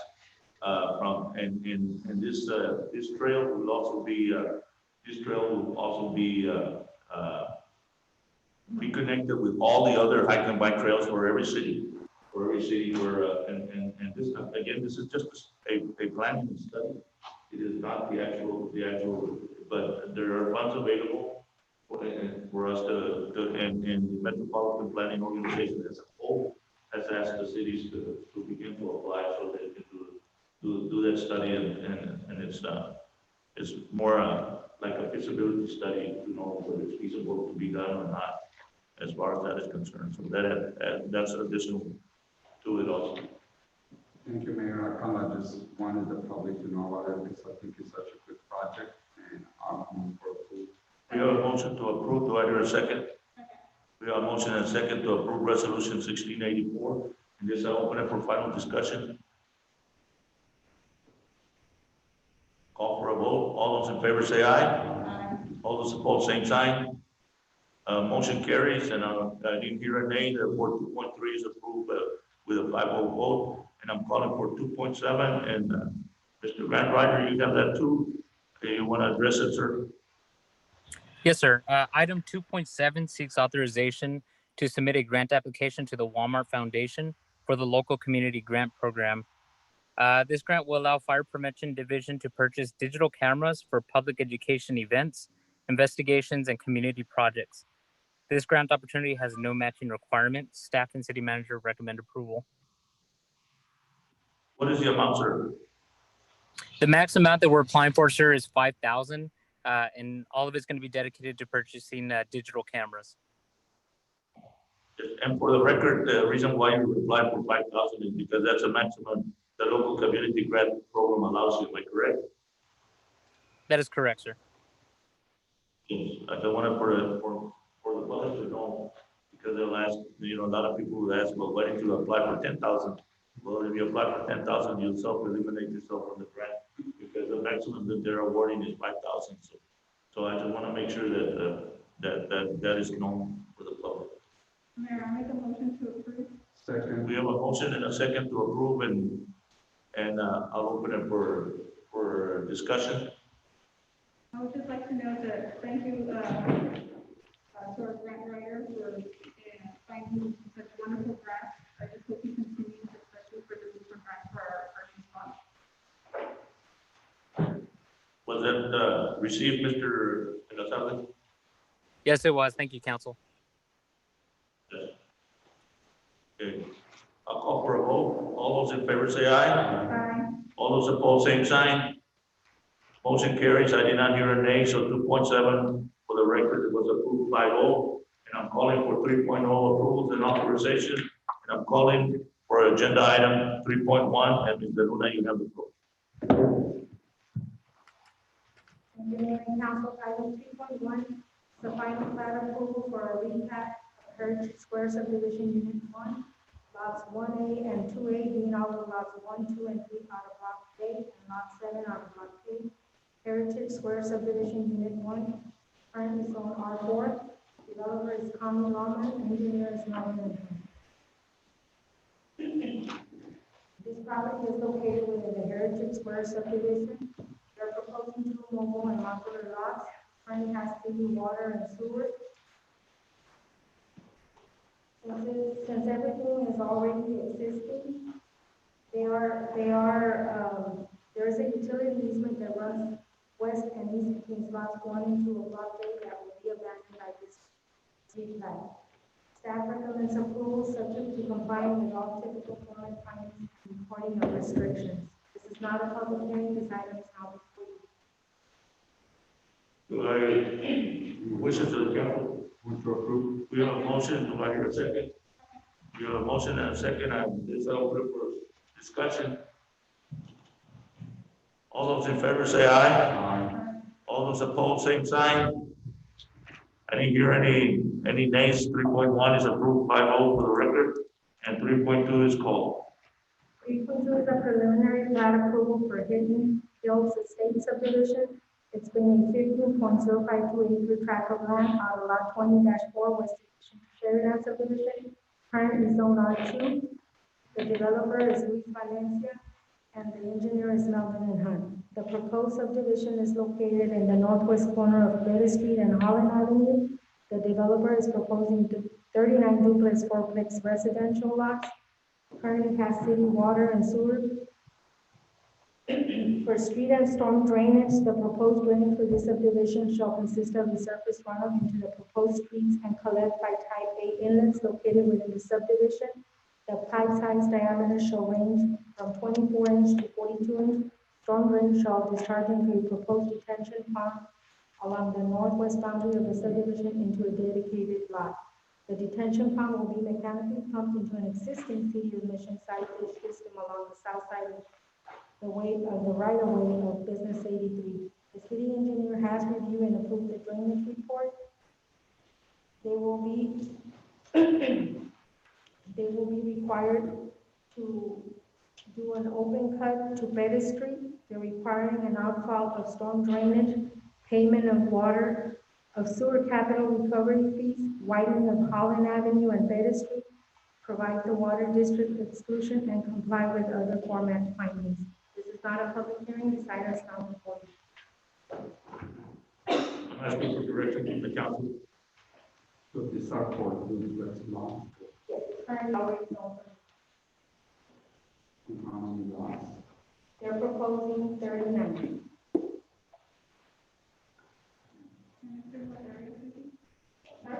Right. Yes, It's south of the, state.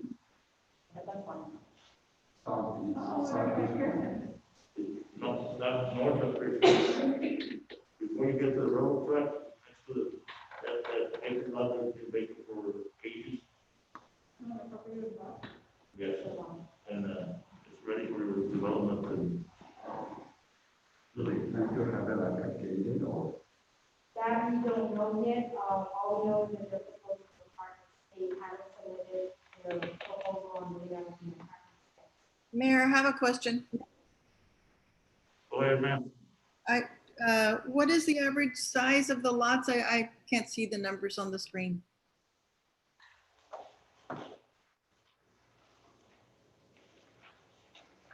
They vary from 91 by 140. Okay. Okay. Any other?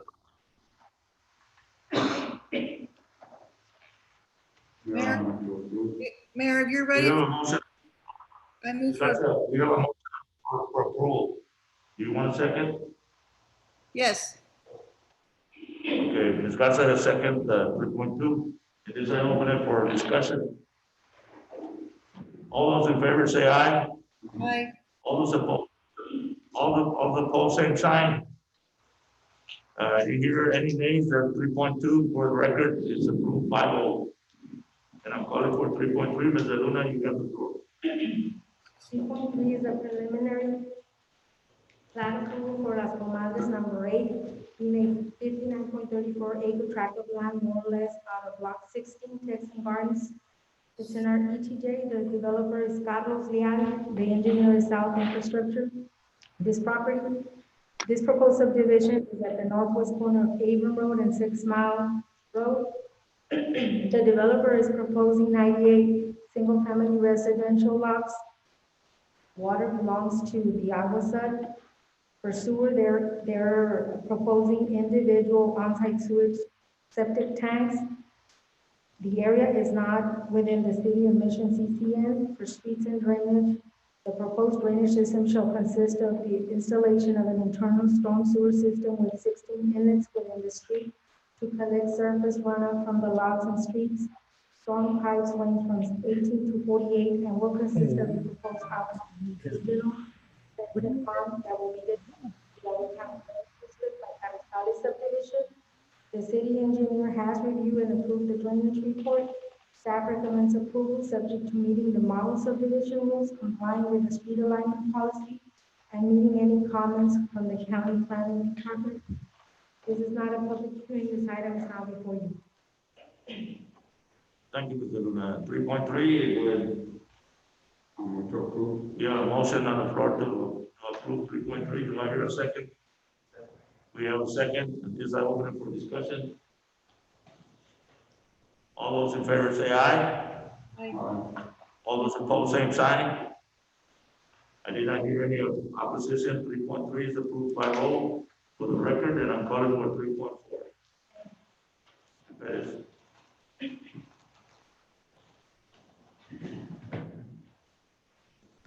Good afternoon, Mayor and Council.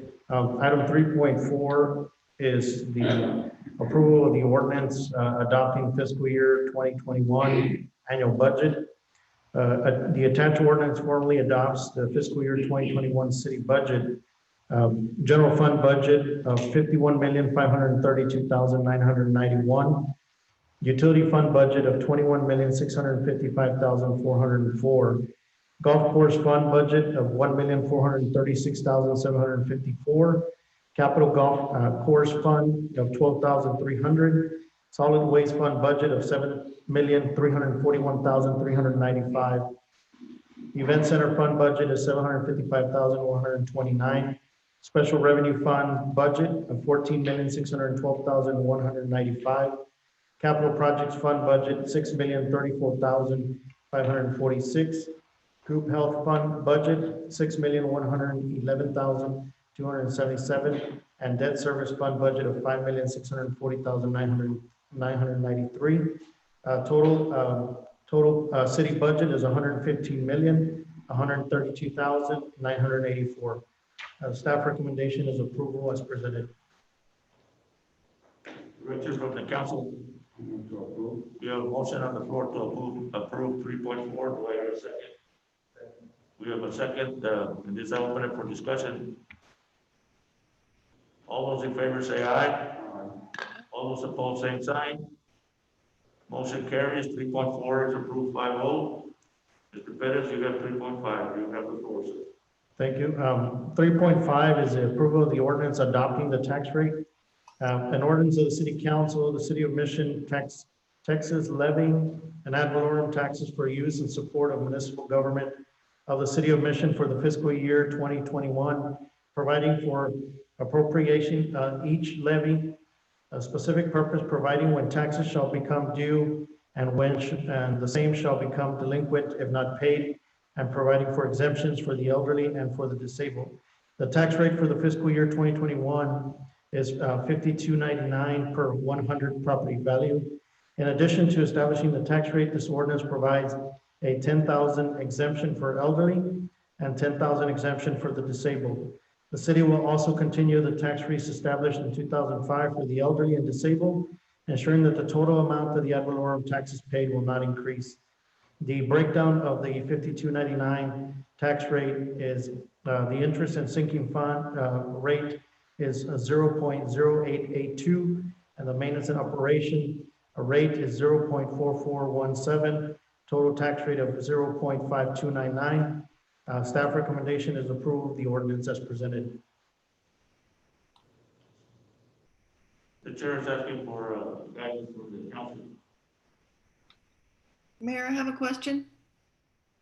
Go ahead, ma'am. What is, for the record, what is the difference between the proposed tax rate and the current tax rate? Is that 0.0087? Yes, ma'am, that is correct. And what does that convert to the difference in the tax levy for the year?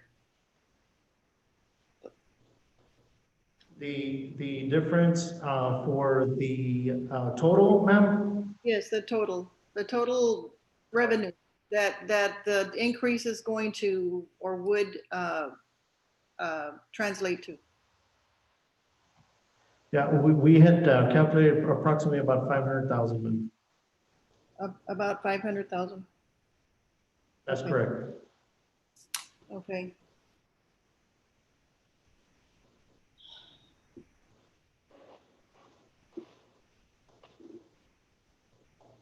Waiting for direction. Do we have a motion or? We have a motion to approve 3.5 represented by Mr. Perez. Do I hear a second? Second. We have a motion and a second, and this I open it for further discussion. I'm gonna call for a vote. All those in favor say aye. Aye. Randy, before we, Mayor, before we vote, can I ask Randy a question? Or I would have to. I'll go ahead and see. We have already passed both. So I'm sorry, ma'am. You know, you either have to vote yes or no for the motion. okay, So what's your cast, ma'am? my vote would be no, Mayor. No. Okay. Therefore, my vote is yes. Therefore, we're 3.5 for the record be 4.1. Is this correct? Okay, for record 4.1, an ordinance 4042 has been approved. Calling for 3.6, Mr. Perez, you have the floor, sir. Yes, sir. Thank you. 3.6 is approval and ordinance adopting the Mission Economic Development Corporation fiscal year 2021 annual budget. Attaches the resolution number 2020-08 that was approved by the MEDC on Tuesday, August the 18th, 2020.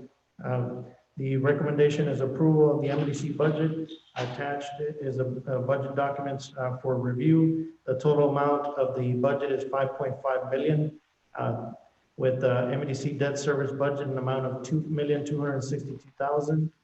And staff is recommending approval as presented. Richard from the council. We have a motion to approve. Do I hear a second? We have a motion and a second. And this I open it for discussion. All those in favor say aye. Aye. All those opposed, same sign. I do not hear a nay, therefore 3.6 is approved, 5-0, and ordinance 4043 is approved. Calling for 3.7.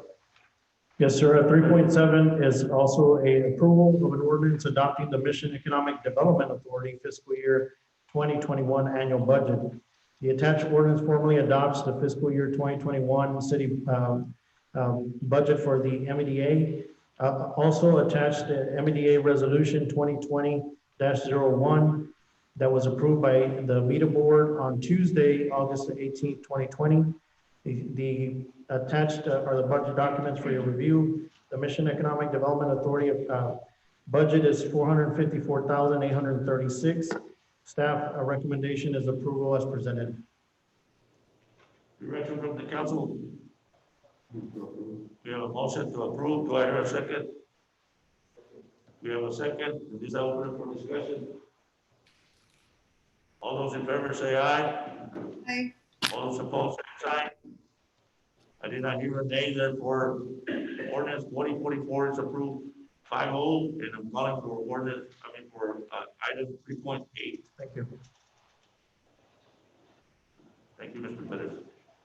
Mr. Lerma, you have the floor, sir. Mayor, City Council, good afternoon. On 3.8, I come before you to approve the approval of the classified positions for the Mission Fire Department for the fiscal year of 2021. The classified positions that were approved by the Civil Service Commission as required by law are, and they're in your packets. There is Deputy Chief, Captain, Lieutenant, Engineer, and Firefighters. And before you, you have the numbers that we have presently at the Mission Fire Department. Deputy Chiefs, we have 4. They remain the same as last year. Captains, we have 6. They remain the same from last year. Lieutenants, we have 17. They also remain the same as last year. Engineers, we have 15, and they remain the same as last year. And firefighters, we have 33. That is a total of 75 individuals in the classified position. And we have 1 assistant chief and 1 chief. So the total manpower at the Mission Fire Department is 77. At this time in item 3.8, we are requesting the approval of the classified positions as presented. For the record, can you tell the firefighters 33 were they the same as last year? Yes, sir. Same as last year. Thank you. I'm sorry about that. Yes, no problem. So for consistency purposes. Yes, sir. Thank you, Mr. Mayor. So we are requesting approval of the classified positions being recommended by the Civil Service Commission and by the City Manager's Office. All remains the same. Yes, sir. Mayor, I'd like to make a motion to approve. We have a motion to approve. Do I hear a second? Second. We have a second. This is open for discussion. All those in favor say aye. All those opposed, same sign. Motion carries. Ordinance 4045 is approved 5-0. And I'm calling for item 3.9. Mr. Lerma, you have the floor. Mayor, on 3.9, we're requesting the approval of the base salaries and the incentive package for the Mission Fire Department for fiscal year 2020-21. The entry-level positions will remain the same as last year. The firefighters after probation will be $44,609. The engineer would be $47,699. The lieutenant would be $52,746. The captain would be $57,886. And the deputy fire chief would be $63,561. And that is a 3% increase as approved by the budget in the prior item. The incentive package remains the same as last year. This item is now before you and it is being recommended by the city manager's office and the commission. Could you read out the incentive pay that it includes, the additional incentive pay that it includes, please? Okay. On the longevity, the firefighters get $60 for every year of service, maximum of $1,200 by the Texas Local Government Code. The seniority pay package, if an individual has 34 years of experience, they get $2,500. If an individual has between 5 and 7 years, they have $4,500, an additional $4,500. If an individual has between 8 and 10 years, they get $7,000. If an individual gets between 11 to 12 years, they get $8,500. Individual hits between 13 and 14 years, they get $10,500. If an individual gets 15 to 16 years, they get an additional $12,000. When an individual hits 17 to 18 years, they get an additional $13,000. And when they hit 19 years and over, they get an additional $15,000. We also have the certification pay, Exhibit D. In an intermediate certification, they get an additional $2,000. Advanced certification, they get $3,000. Master's certification, they get $4,000. On Exhibit E is education pay. For 30 earned credit college hours, or more, they get $800. For 60 earned credit college hours, they get $1,300. For 90 earned credit college hours, they get $1,800. And for a bachelor's degree, they get $2,400 annually. On the assignment pay, which is Exhibit an assignment pay, which is Exhibit F, the Special Ops Response Team, which includes dive, swift water, confined space, and high angle, they get $1,500 annually. For hazardous material team, they get $1,500 annually. For fire prevention or law enforcement, they get $4,000 annually. Training officer gets $4,000 annually, and our fire marshal gets $4,000 annually. We also have Exhibit G, which includes an EMS certification that we inserted last year, and it continues. For an ECA or an EMR equivalent, it's $500 annually. The EMT basic is $1,000 annually.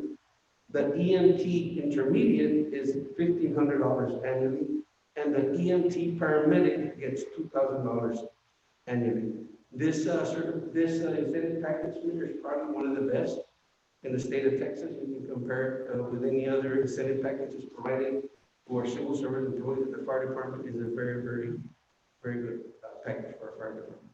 I have recommended hazardous pay.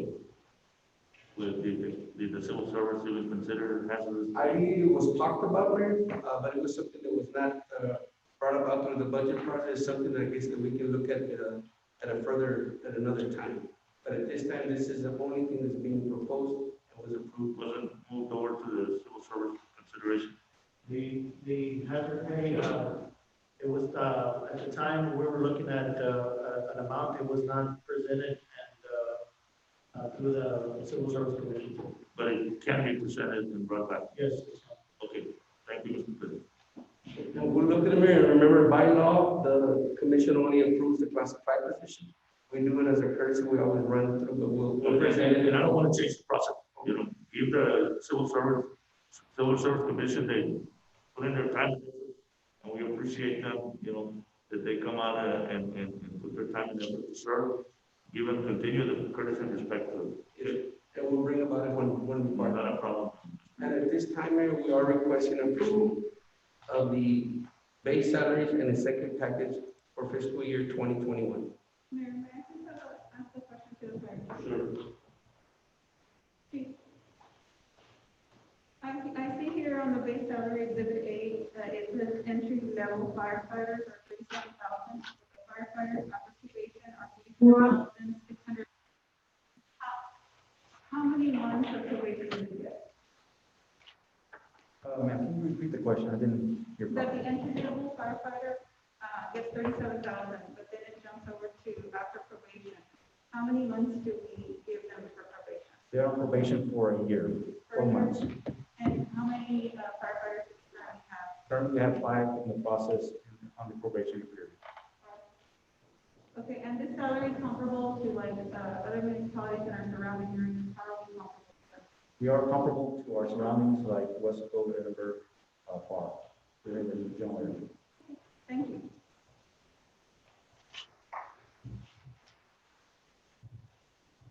Guidance for the council, what are we?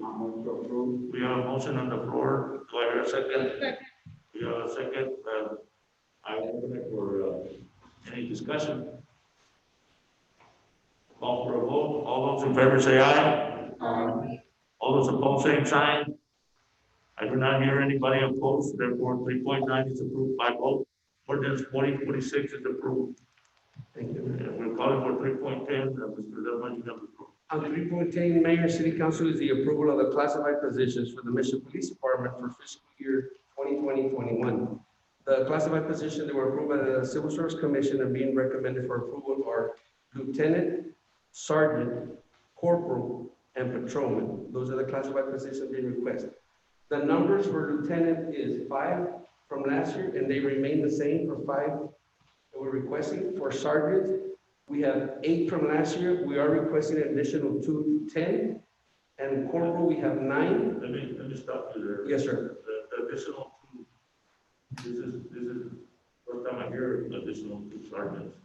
I don't know if our budget, in our budget was adjusted accordingly to better the. Yes, sir. Or because I don't know if the council remember, any other council members remember in the workshop that we were going to add 2 more sergeants. I mean, yes. Do you all remember anything? I don't remember it, so maybe it's better to know. Sir, so this is it was a recommendation from the chief to myself on the additional sergeants. Now, it is not 2 additional new positions per se. We are replacing 2 police officer positions into supervisory. And so the total number remains the same overall. So the difference. The movement from patrol, the supervision. Whoever is qualified, yes, sir. So one of the things that operationally, we were adding 2 sergeants to patrol. With this proposal that we're presenting, the difference is about 33,000 in difference for both sergeants. That's the difference between a salary of a police officer and the sergeant position. That's including benefits. So it was embedded into the budget already. Yes, sir, that's correct. We don't have to make a budget amendment for it. No, sir, that's not, it's already included. Yes. I noticed, Mayor, since Tittle's here, can he please approach? I have a question. And I do have the numbers for surrounding cities for information if that is. So I was just surprised that when I was reading that there were 10 sergeants. And I only know 8. Oh, good. And I didn't know anything about it. Sorry for your loss of some of your colleagues. I know it's a tough time for our department. I'm curious on the added sergeants, of course, it's always great to have more administration. Are we going to be putting them for patrol? Strictly for patrol. All we'll be doing is we'll be having 1 lieutenant, 2 sergeants, and 1 corporal for each of the 3 shifts. But everything that's been going on is our need for that supervision on the road. Okay, can you send a message again to the police chief? I don't know how much distress, but I would hope that training is added for mental health. I do want to add also that by moving the 2 patrols, the sergeant, it won't create a vacuum for patrol that we might want to consider. So now we'll add 2 more police officers to fill that vacuum. We're getting ready to start the hiring process for the 10 additional spots that we have. Okay. Plus the extra officers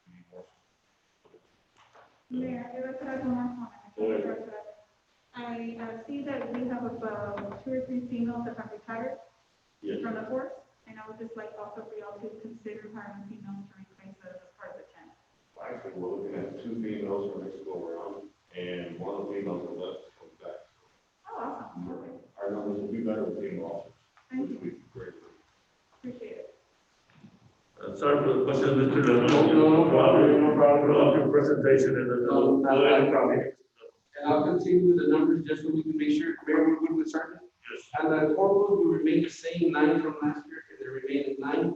And patrolmen, they go from 132 to 140. And this is a difference there on the 2 mayor that the Assistant Chief Tittle just talked about. Our patrolmen went from 132 to 140, which is an 8 officers that we're getting additional, and 2 positions went up to sergeants, so we're staying within the same. That total is 164 to account for the 10 officers that we are hiring, the new officers.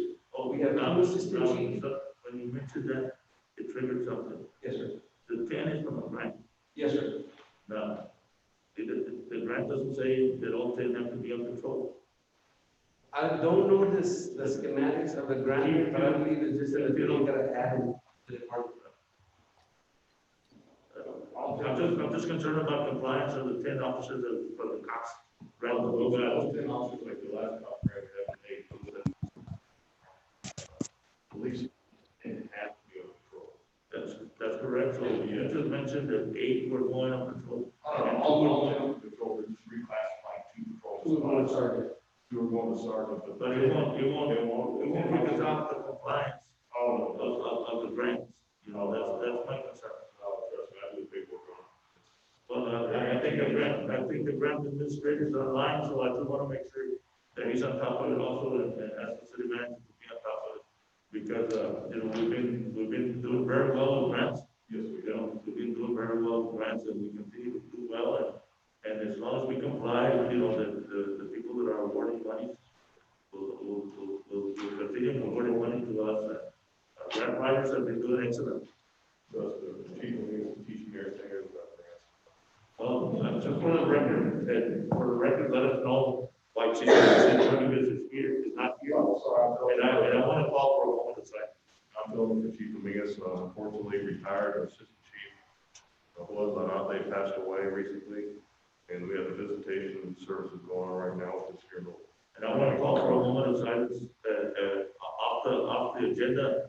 Mr. Martinez says, just bow your head, please, for a moment of silence for an officer that gave us a.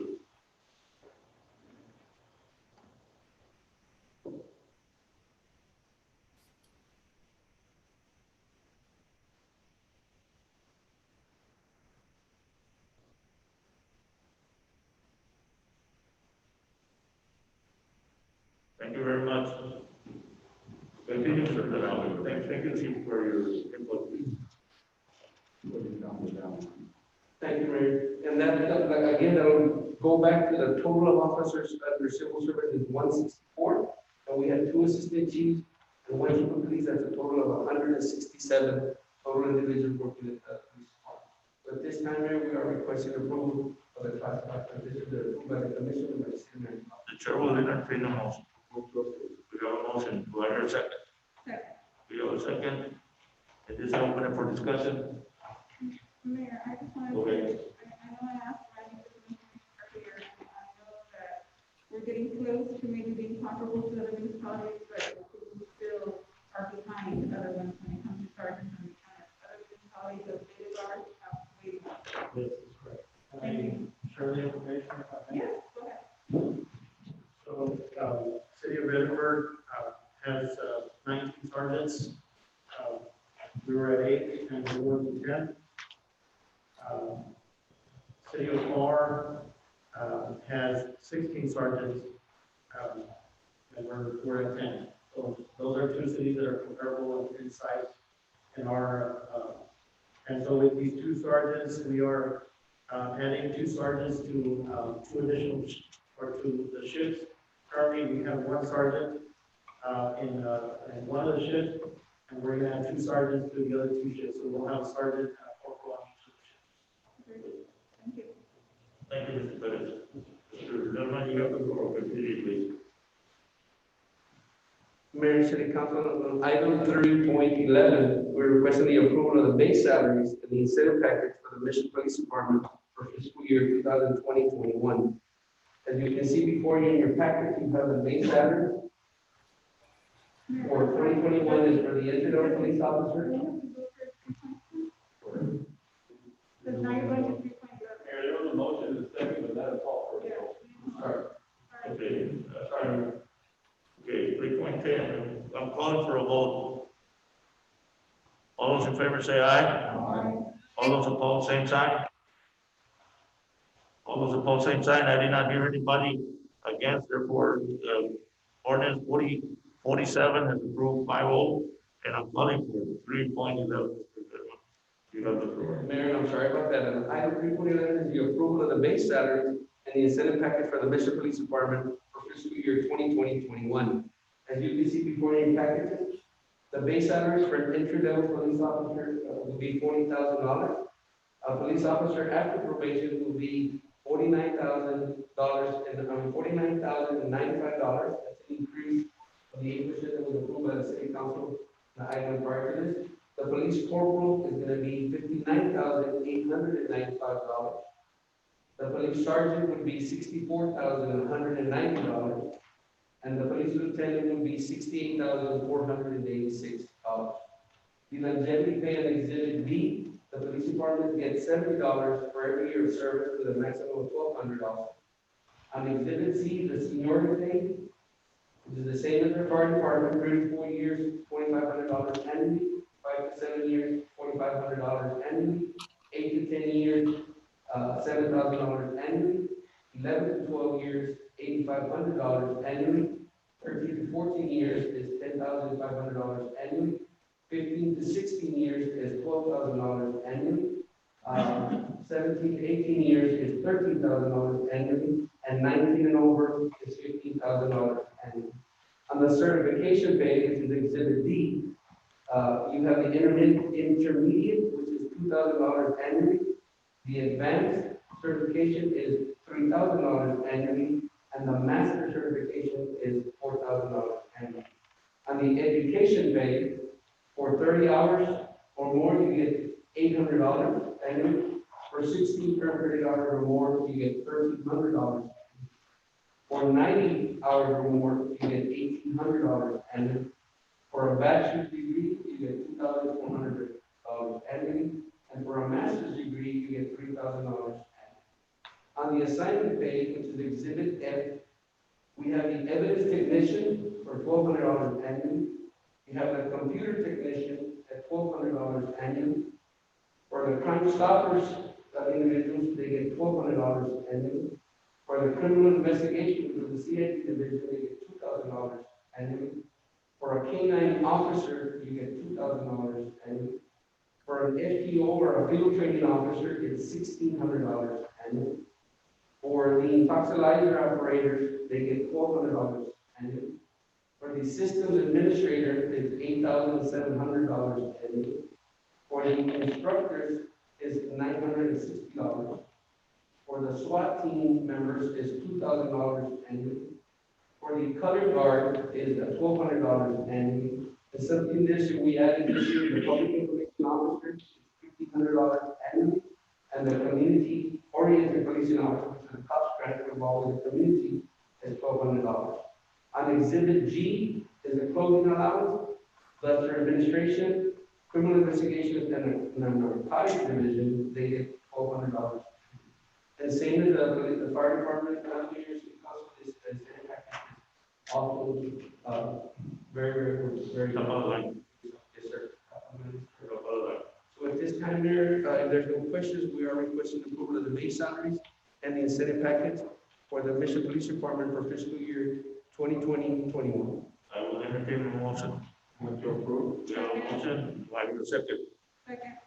We have a second, and then have a discussion. That also got interesting. Yes, sir, that is the 8% that was approved by City Council in the prior. But Jesse, I would like us to make a clarification for the public. Yes. Although it is a great package that we have, we're still under other municipalities that they mentioned as far as how we pay our police officers. but we're moving up to the 8%. Yes, the 8% makes it very competitive. However, we do have other municipalities and agencies that are that pay more than the Mission Police Department, but we have moved up to the third slot as far as city municipalities, not including DPS. No federal. I just wanted Yes, to. that's correct. Yeah. Thank you. Thank you. Mayor, thank you. We, all those in favor say aye. Aye. All opposed, same sign. Motion carries and ordinance 4048 is approved by vote for the record. And I'm calling for 3.12, Sanchez. You have the floor, sir. Mayor and Council, authorization to purchase 100 kW natural gas generator and 300 amp transfer switch from Westcott Pier Street from the city's CARES Act budget. Staff is seeking authorization to purchase 150 kW natural gas generator and 300 amp transfer switch to replace the generator at Central Fire Station Emergency Operations Center located at 415 West Common Ave. The purchase cost in the amount of $50,277. Staff and city manager recommend approval. And I have the report. We have a motion on the floor. Do I hear a second? Second. We have a second. It is open for discussion. All those in favor say aye. Aye. All those opposed, same sign. I did not hear an opposition on 3.12, therefore it passes 5.50. And I'm calling for 3.13. Two times you have the floor. Item 1.3, authorization to purchase an unmanned aerial vehicle, drones, with required accessories from Sword Solutions LLC from the city's CARES Act budget. The drones will provide aid to the Department for Community Essential Operations to our citizens during the pandemic of COVID-19. Drones will be utilized such as when the commission hosts COVID-19 testing events, which the drone would serve beneficial in providing enforcement to public health orders through instant feeds of vehicle counts, traffic formations, and compliance with social distancing. The purchase cost in the amount of $56,134. That should be the manager recommended approval. Mayor, move for approval. We have a motion and a second. It is open up for discussion and I have a question. Does it include the training of the operator or the operator training step? Currently, we already have a authorized, certified pilot for the drones to comply with commercial operations. And so it's certified to fly this? Yes. Okay. Any other discussion? And Mayor, to answer, there is additional training in regards to the actual drones that we purchased. What? There is actual training in regards to the current proposal. Yes. In regards to. But that's included in the package. Thank you. Any other questions? All those in favor say aye. All those opposed, same sign. Motion carries by vote for 3.13. I did not hear it. Again, so I call for 3.14 and 10.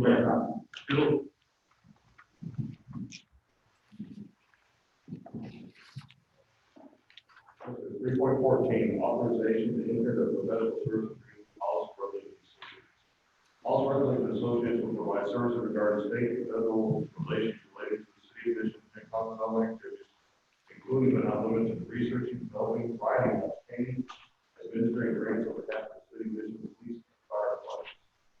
Hollis Brothers Associates request to increase their retainer by $500 per month. Staff is recommending continue at the same rate as previous year, is $4,500 per month or $54,000 per year. The term of the agreement is from October 1st, 2020 to September 30th, 2021. We're asking for approval of this item. Thank you, Chief. Direction from the council. Is there anybody here to speak on behalf of this grant? That's Frank Cameron. I'd like to make a motion to approve. Second. We have a motion and a second, and this I open up for discussion. And the chair recognizes Mr. Hollis Rutledge to the podium, please. If you can make it, Mr. Hollis Rutledge. Yes, sir. You can verify the rate of pay. remain the same or? The rate of pay right now, the council will be, it remains the same, am I correct? Yes, it remains the same for the record. Thank you. That we are taking Chief Little's recommendation, that no increase is done. Go ahead, Mr. Mayor, members of the council, as you can see from the report that we've given and disseminated to the council and the staff, I'm happy to report that we've had a very successful relationship with your entire city staff and with this council, including the fact that we've been extremely very successful as we have done in previous years in obtaining multi-million-dollar grants for the citizens of the city of Mission. We take pride in our work, and as you know, we are from here. We hire everybody from here. We have very good talent here, by the way. And I'm very pleased to tell you that we will continue to work. There are some pending applications that are still out that have not been received yet as to whether we will get accepted or not. But so far, our rate of return for investment, as is indicated in the report, is for every dollar you have paid us, you have been able to return $45 to the taxpayers of the city of Mission. So a great investment, and we take pride in that. As we all know, at HRA Inc., we do things the old-fashioned way. We earn it. Thank you very much for your vote of confidence and your support and your entire staff. We take pride in the work we are doing, and we are very pleased with the relationships we have had with you and the entire council and the city staff. Thank you. Thank you, Mr. Rutledge, and it's always been an honor to have you on board. I will call for a vote. All those in favor say aye. All those opposed, same sign. I did not hear a nay on 3.14, so I'm logging it in as 5.050, and I'm calling for 3.15. Chief Tittle, you have the floor. Yes, sir. Next item is authorization to purchase a generator for the main police vehicle in the CARES Act. Our generator is responsible to maintain power to boost local equipment in order to provide emergency response service by the Mission Fire Department 911 provider power. Together, a total of 3 quotes for the main one master electrical service, which quoted us $159,000. Whole power system quoted at $100,531. Waukesha Pierce Industries quoted us at $95,960,000. The lowest responsible builder was Waukesha Pierce Industries. However, we respectfully recommended that we purchase a Caterpillar generator whole power system at a price difference of $4,570. The recommendation of the Caterpillar generator will be generator is based on the specification sheet. The bigger engine, bigger switch capacity, bigger fuel tank, bigger circuit breaker, and the delivery time is less than half that. The warranty is more than twice. For that amount of money, we get a better deal. Way better. And our generator is over 20 years old. And it's quite, we got good use out of this today. We had power outage. We had also when we had the hurricane. It didn't fail on us, but it's not real. We have a motion to approve. Do I hear a second? Motion and second. In this, I open up the discussion. I just want for the record to show that there is a difference of 4,571.60 from the lowest bidder. But the benefits for the city is way greater. That's how I make sure that that's the record. I open it for discussion. All those in favor say aye. All those opposed, same sign. I did not hear a nay, so 3.15 passed 5-0, and calling for 3.16. 3.16, authorization to purchase bulletproof vests with laws. We have 5 board copies. 58,587-19. The total 5 bulletproof vests are 2 entry-level officers, along with a total of 5 tactical vests for SWAT teams to be purchased. The total amount of purchase is $14,138.30. Justice Assistance Grant will provide $7,069.50 for the total purchase of the best student grant. And the City of Mission Police Department will provide a cash match amount of $7,069.15. Purchase of the vest will be funded by the Walter Vest Grant from the U.S. Department of Justice Bureau of Justice. Do I hear a motion? We have a motion to approve. Do I hear a second? Second. We have a motion and a second. Is I open it for discussion? All those in favor say aye. Aye. All those opposed, same sign. Motion carries. 3.16 is a 5-0 and call it for 3.17. 3.17, all including allow the purchase of firearm by spouse of deceased Mission Police Officer in accordance with the Texas Government Code Section 614.052. The spouse of deceased Mission Police Officer George Cabrera, Mrs. Amy Cabrera, has requested to purchase his Glock 17 Generation 4 9mm service weapon from the Mission Police Department. Under Texas Government Code Section 614.052, the surviving spouse may purchase a firearm from a governmental entity he was commissioned by and died while commissioned by that entity. The Mission Police Department respectfully requests that the purchase price for the service weapon be $1 based on the fact that Mission Police Officer George Cabrera died in the line of duty. Ms. Amy Cabrera will sign a whole harmless agreement before taking custody of the weapon. We're asking for your approval. Move for approval. We have a motion and a second to approve. Is that open up for discussion? All those in favor say aye. Aye. All those opposed, same sign. Item 3.17 is approved by vote and call for 3.18. All right, last one. Authorization to purchase electrostatic disinfectant machines required chemical Gulf Coast Company via 5-4 contract 569. A total of 4 Clorox electrostatic sprayers and 8 handheld cordless sprayers will be purchased along with the required chemicals that are needed. The sprayers will be utilized in all Mission Police Department buildings and vehicles for disinfecting and removal of all pathogens. The total amount of purchase will be $35,969.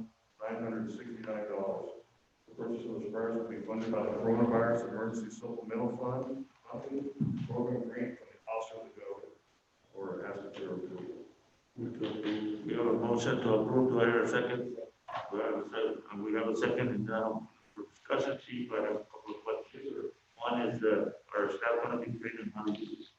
Yes, it's pretty fairly simple to use. Reason we're getting so many is we have 3 buildings that we have to take care of, fairly large, and the handheld ones is easiest operating a handheld. Are the electrical, are the staff going to be trained? Yes, to use? We'll train everybody. By the appropriate personnel, you know, that when we purchase it, how to handle it, how to use it. That's what all the literature and personal protective equipment will be provided for use. Yes, sir. Okay. All those in favor say aye. Aye. All those opposed, same sign. Motion carries. 3.18, I think here it's 5-0, and I'm calling for 3.19. Are you? I will be. I was gonna say, you be over. I will be. Unfortunately, Ms. Cáceres is attending services tonight for. She's got authorization to purchase 2 MacBook Pros with accessories via Apple Store for the Media Relations Department. These 2 laptops are needed to promote telework and to help communicate through this COVID-19 pandemic information to the public from remote locations when needed. The total expenditures for this purchase from the Apple Store is in the amount of $12,691.90, and it includes some accessories as well. And this will be purchased through the Coronavirus Aid Relief and Economic Security CARES Fund. Move for approval. We have a motion and a second, and this I open it for discussion. All those in favor say aye. Aye. All those opposed, same sign. Motion carries 5-0. 3.19 is approved. 3.20 is called for. Mr. David Flores, you have the floor. Yes, Mayor and Council, Mission Consolidated Independent School District will be placing Wi-Fi area drive-up vans in selected parking lots throughout the city to assist ISD students in their virtual studies. Some of the locations proposed by the CISD or city parks included but not limited to Madero Park, Leopania Park, JC Park, Rutledge Park, and other designated city properties as needed. The access range of these Wi-Fi drive-up vans are 200 to 250 feet and will be operational Monday through Friday from 1 p.m. to 8 p.m. Mission CISD is asking for the city's cooperation to allow these vans to park in these selected parking spaces, no more than 2 on city property where needed. Staff and city manager recommend approval. Move for approval, Mayor. You have a motion and a second to approve. Open it for discussion. All those in favor say aye. All those opposed, same sign.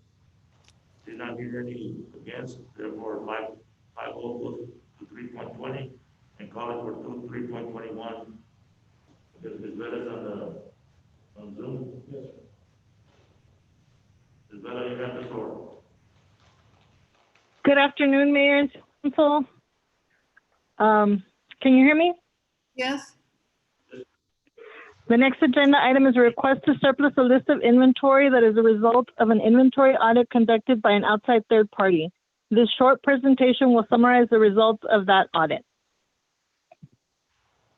The city hired Records Consultant Incorporated, which I will refer to as RCI, in 2019 to conduct an audit of the city's inventory of tangible assets. RCI was given a list of 12,053 items to audit.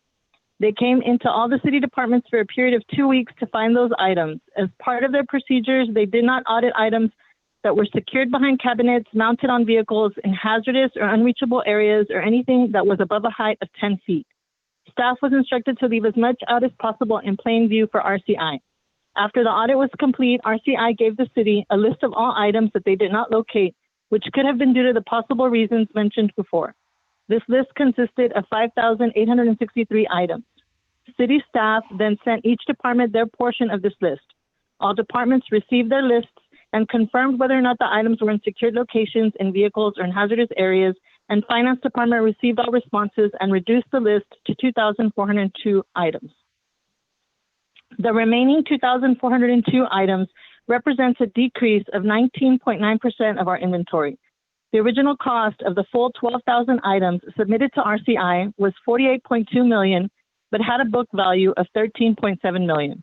After the audits were done by RCI and each department, the final 2,402 items have an original cost of $6.1 million with a book value of $50,425.37.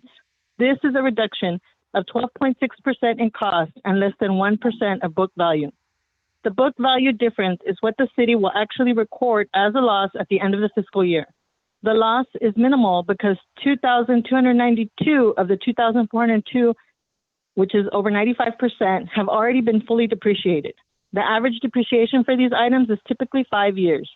The items on this remaining list have purchase dates that range from 1980 to 2016. This next slide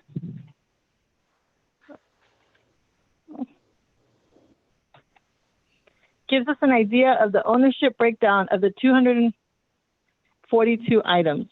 I'm sorry, I'm having some difficulties with the presentation.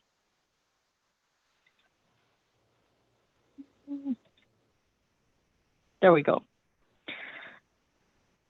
The graph represents the item count, but the breakdown of the book value will result in a higher loss for utility than for MEDC.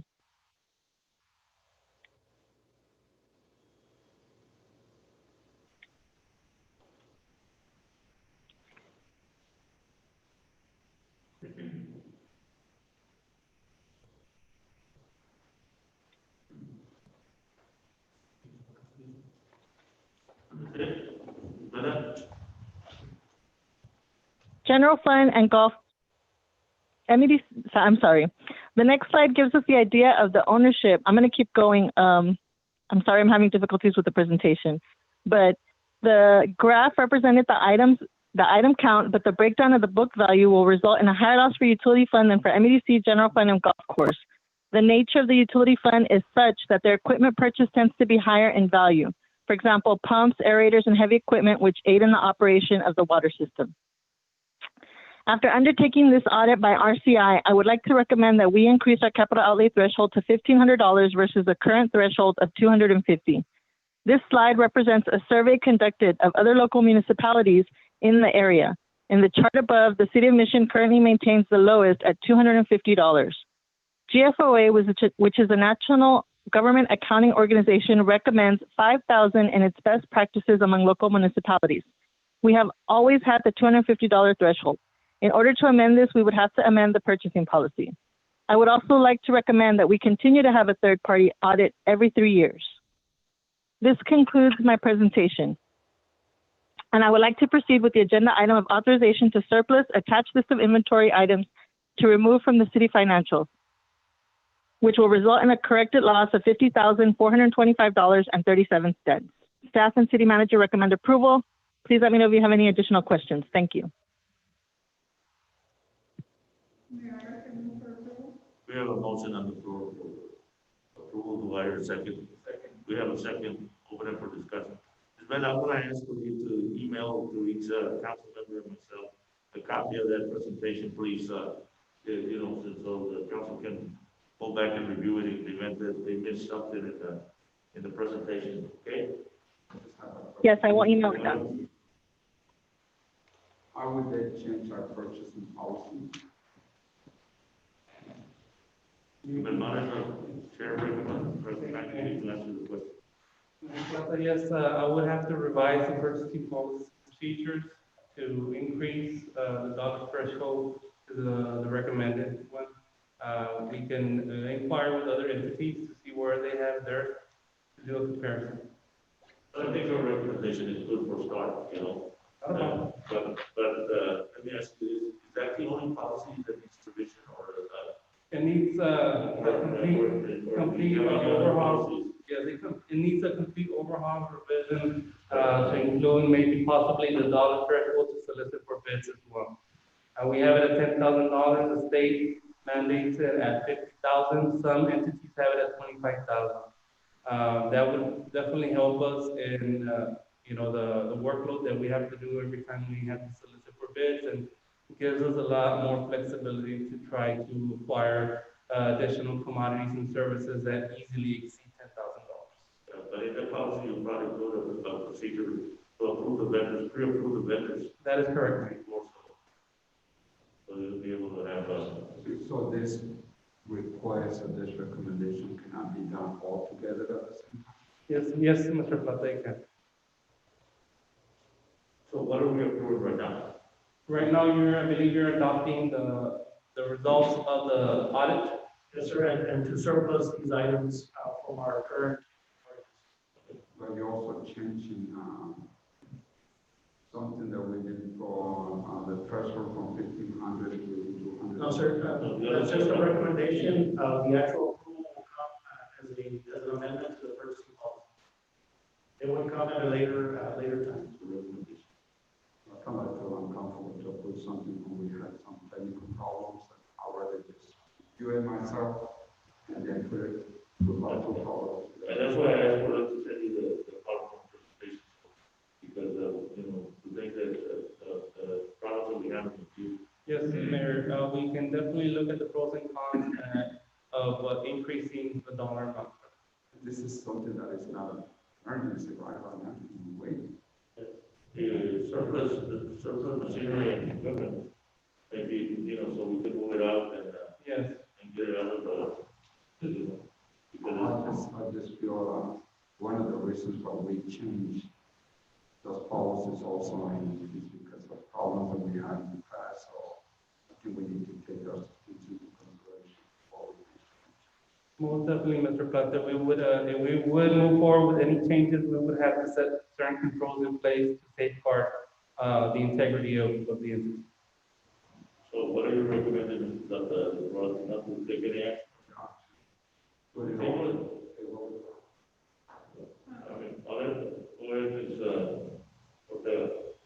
So after all this, the items of the surplus, then all of the, like if I walk around City Hall, we should have chairs that are broken or anything, all gonna go for sale somehow. That is correct. More than likely, it's going to go on our .govdeals.com auction website. That's where we'll have our buyers bid on these items. And then, Mayor, this question for Ryan. So then after all that is done, you'll be able to evaluate department by department what their needs are to replace those items, or that's already in the budget? Yes, that's correct. We are, these are, a lot of these are old assets, like Angie mentioned, they date back to 1980 to 2016. Those are the most recent ones. A lot of them have already been fully depreciated and have no value. And so therefore they remain on the books. And so that's why we're asking for authorization to surplus them. So remove them from our current inventory asset books. Yeah, but we also need to put some safeguards on the mission 2,402 items. You know, that we need to put some safeguards. Yes, sir. Yes, sir. Absolutely. We do have a fixed asset representative in our finance department that is in charge of keeping track of all our assets throughout the city. They are currently being inventoried, and therefore Angie is also requesting to do an outside inventory every 3 years, to do it like a comprehensive audit like they have, to make sure that we have those assets in where the designated locations. But it goes back to the safeguard. Yes. It went from 2,400 items not to be found. You Yes, know, sir. We need to hold somebody accountable for that. Yeah, no, and we do have, Or at least have a disposition. we do have each of the departments that sign off on their inventory list on a yearly basis to make sure that they are responsible for their assets. You have two, one is the surplus and the other one, the recommendation, third-party audit, and to raise the threshold to 1,500. Those are recommendations that our finance director is presenting as part of the presentation, and those two items would come back to council for consideration. So what we're approving right now is the list of the list of surplus machines and. Yes, sir. No. So, you know. It's 2,402 items, sir. Okay, so how can we haven't found? So. We haven't found them, how are we gonna put it in the surplus? So what these are items that are being surplus because they were not either located or found and no longer exist in our current inventory. Yes, so what, that's, Would that not be, I don't think that's a surplus. so in order for us to surplus, we need to declare them surplus in order for them to be removed from the inventory. That's correct. They have to be deemed surplus. That's correct, pero you got to deem them surplus. You can't leave them lost, or you can't leave them wherever, you have to. But without seeing the list. Sir, the list is attached to the agenda item with the 2,400 items. I think that's part of it. Yes, sir. They're on your packet, sir, on the. Yeah, okay. Thank you. Yes, sir, it's 37 pages of items. Mayor, I make a motion to approve what's recommended, I think we should start. The items that are attached to the agenda. Ms. Ortega, I missed your comments. Repeat, please. I move for approval of this agenda. Okay, you move to approve. Do I hear a second? There was already a second, Mayor, Mr. Bell. Yeah, because I open it for discussion. Okay. All those in favor say aye. Aye. All those opposed, same sign. Got one nay. Ms. Garza, here. Yes, I'm good. Okay. This item passes 4-1. Who was the no vote, Mayor? Mr. Plata, for the record. No, I voted for it. Yes, for it. Yes. For it. Yeah, 4-1, 4-1. We're Mr. moving Blanco, for 3.22, Mr. Cardoza, you got the floor. Good evening, Mayor and Council. Item 3.22 is the authorization to execute the first and final one-year renewal option for mobile intensive care ambulance service with Medcare Emergency Medical Service, Inc., known as Medcare 911 EMS provider. On September 8, 2020, the City of Mission Ambulance Board met to review the city's EMS 911 contractor provider. The initial contract term was for 2 years with a one-year renewal option. The ambulance board recommends extending Medcare's 911 contract for an additional one-year term beginning November 14, 2020 and terminating November 13, 2021. Staff and city manager are recommending approval. Move for approval, Mayor. We have a motion on the floor and a second. I'll open it for discussion. All those in favor say aye. Aye. All those opposed say. Aye. Motion carries 5-0 vote, 3.22, 3.223. Mr. Cardoza, you got the floor. Thank you again, Mayor and Council. Item 3.23 is authorize the city manager to execute a backup 911 emergency ambulance service contract between the City of Mission and Hidalgo County EMS.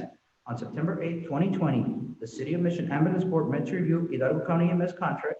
Ambulance Board recommended extending their contract for an additional one-year term beginning December 31st, 2020 and terminating December 30th, 2021. Staff and city manager recommend approval. We have a motion to approve. Do I hear a second? We have a second and this open for discussion. And the discussion, let's try to get both ambulance contracts dated the same. You know, in and out. Yes, sir. The same date. Remember that we're gonna go to. We'll work on that on the next ambulance board meeting to ratify Now those. in a year, also a tertiary service, you know, as part, but to see we can align the beginning and the ending of all the contracts. You can handle that. Mayor, I have a question. I know that we have had this item for before. Medcare EMS are they still located at the fire department or are they moved now? As The ambulances. I can answer that.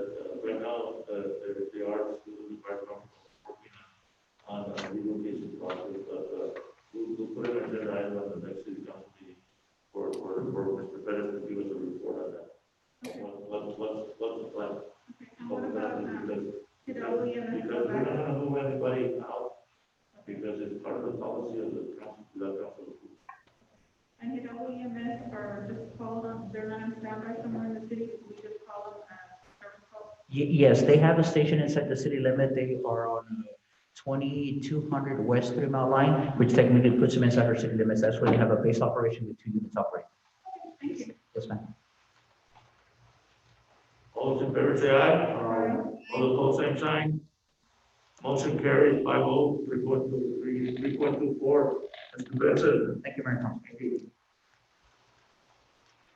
Good evening, Mayor, City Council. I have before you item number 3.24, which is the authorization to award contract for construction of pre-engineered metal building for Riverville Park. The City of Mission has accepted and opened 12 bids for this project. The lowest bidder, however, withdrew their bid, and the second lowest bidder failed to submit a bid bond.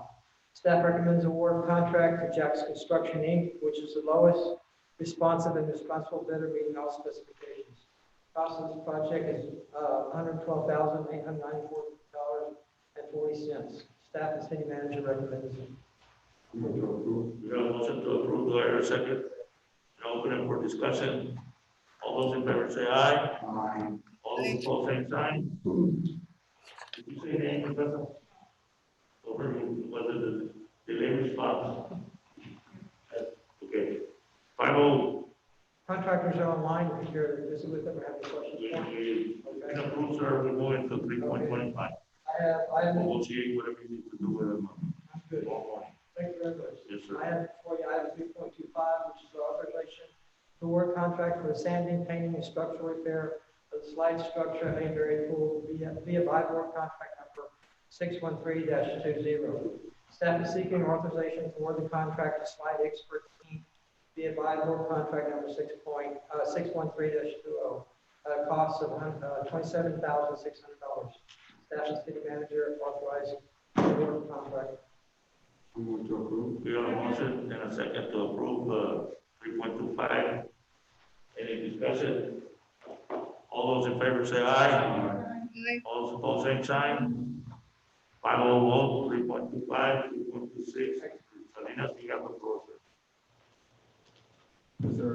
Good evening, Mayor, City Council members. I come before you seeking authorization to execute first one-year renewal option for liquid aluminum sulfate for the North and South Water Treatment Plants. The City of Mission entered into contract with Chemtrade Chemicals US LLC for the purchase of liquid aluminum sulfate for the North and South Water Treatment Plants. The contract terms were for 1 year with 2 one-year renewal options based on 5% increase in price. Original price will increase from 6.9 cents to 7.25 cents per pound. Staff seeking authorization to extend contract for the first 1 year renewal option with Chemtrade Chemicals LLC at 5% increase in price. This agreement will extend bid number 20-003-10-04 from October 2020 through September 2021. Staff and city manager recommend approval. Move to approve. We have a motion to approve. Do I hear a second? We have a second, and this is open for discussion. All those in favor say aye. All those opposed, same sign. 3.26, 5-0, 3.27, Salinas. Yes, sir, Mayor, City Council members, item 3.27 is the authorization to execute first 1 year renewal option for liquid ammonium sulfate for the North and South Water Treatment Plant. The City of Mission entered into contract with Chemtrade Chemicals US LLC for the purchase of liquid aluminum sulfate for the North and South Water Treatment Plant. The contract terms were for 1 year with 2 one-year renewal options based on 10% increase in price. Chemtrade Chemicals US LLC has opted to increase price by only 5%. The original price will increase from 10.74 cents per pound to 11.28 cents per pound. Staff seeking authorization to extend contract for the first 1 year renewal option with Chemtrade Chemicals US LLC at 5% increase in price. This agreement will extend bid number 20-002-10-04 from October 2020 through September 2021. Staff and city manager recommend approval. Motion to approve. We have a motion. Do I hear a second? We have a second, and this is open for discussion. What do you mean by only 5%? Yes, on the original bid, Mr. Council, member, Ms. Plata, they had put on their bid 10% for the first 1 year renewal option. They submitted a letter and they said they'll increase it by only 5%. They gave us a 50% discount. All those in favor say aye. Aye. All those opposed, same sign. Motion carries 3.27, 5-0, and 3.28. Mr. Salinas, you have the floor. Yes, sir, Mayor, City Council members, item 3.28 is the authorization to approve first 1 year renewal option for powder activated carbon for the North and South Water Treatment Plant. Again, on October 2019, the City of Mission entered into contract with the Now Carbon US LLC for the purchase of powder activated carbon for the North and South Water Treatment Plant. The contract terms were for 1 year with 2 1 year renewal option based on 0% increase in price. Contract price will continue to be 59.9 cents per pound. The staff seeking authorization to extend contract for the first 1 year renewal option to the Now Carbon US LLC at 0% increase in price. This agreement will extend bid number 19-284-09-20 from October 2020 through September 2020. Staff city manager recommend approval. We have a motion and a second. It is open for discussion. All those in favor say aye. Aye. All those opposed, same sign. Motion carried. 3.28 is approved 5-0. And I'm calling for 3.29. Salinas, you have the floor. Yes, sir, Mayor, City Council members, item 3.29, the authorization to execute second and final 1 year renewal option for liquid ammonium polymer for the wastewater treatment plant. On November 2018, the City of Mission entered into contract with Corban Services, Inc. for the purchase of liquid ammonium polymer for the wastewater treatment plant. The contract term was for 1 year with 2 1 year renewal option based on 6% increase in price. For this final renewal, Corban Services has opted not to increase original price of $11.18 per gallon. Staff seeking authorization to extend contract for the second and final 1 year renewal option with Corban Services at 0% increase in price. We have one extend bid number 19-004-10-24 from October 2020 through September 2021. Staff city manager recommend approval. Move to approve. motion on the floor. Do I hear a second? We have a second. It is open for discussion. All those in favor say aye. All those opposed, same sign. Motion carries 3.29, 5-0, and calling for 3.30, Mr. Salinas, you have the floor. Yes, sir, Mayor, City Council members, item 3.30, together, second and final one-year renewal option for liquid polymer for the North and South Water Treatment Plant. On November 2018, the City of Mission entered into contract with Fort Bend Services, Inc. for the purchase of liquid polymer for the North and South Water Treatment Plant. The contract terms were for 1 year with 2 1-year renewal options based on 6% increase in price. For this renewal, Fort Bend Services have opted not to increase again the original pricing of 40 cents per pound. Seeking authorization to extend contract for the second and final 1-year renewal option with Fort Bend Services at 0% increase in price. This agreement will extend 19-003-10-24 from October 2020 to September 2021. Staff City Manager recommends approval. I move for approval. To approve. You open up for discussion. All those in favor say aye. Aye. All those opposed, same sign. 3.30 is approved 5-0. And I'm calling for 3.31. Mr. Salinas, you have the floor. Yes, sir, Mayor, City Council members, item 3.31 is the authorization to award bid for the purchase of plant backfill materials for the Public Works Department. The City of Mission has accepted an open to bid responses for the purchase of sand backfill material for streets and water distribution under the Public Works Department. Staff recommendation is to award bid to Terra Firma Materials LLC with the lowest responsible bidder meeting all specifications.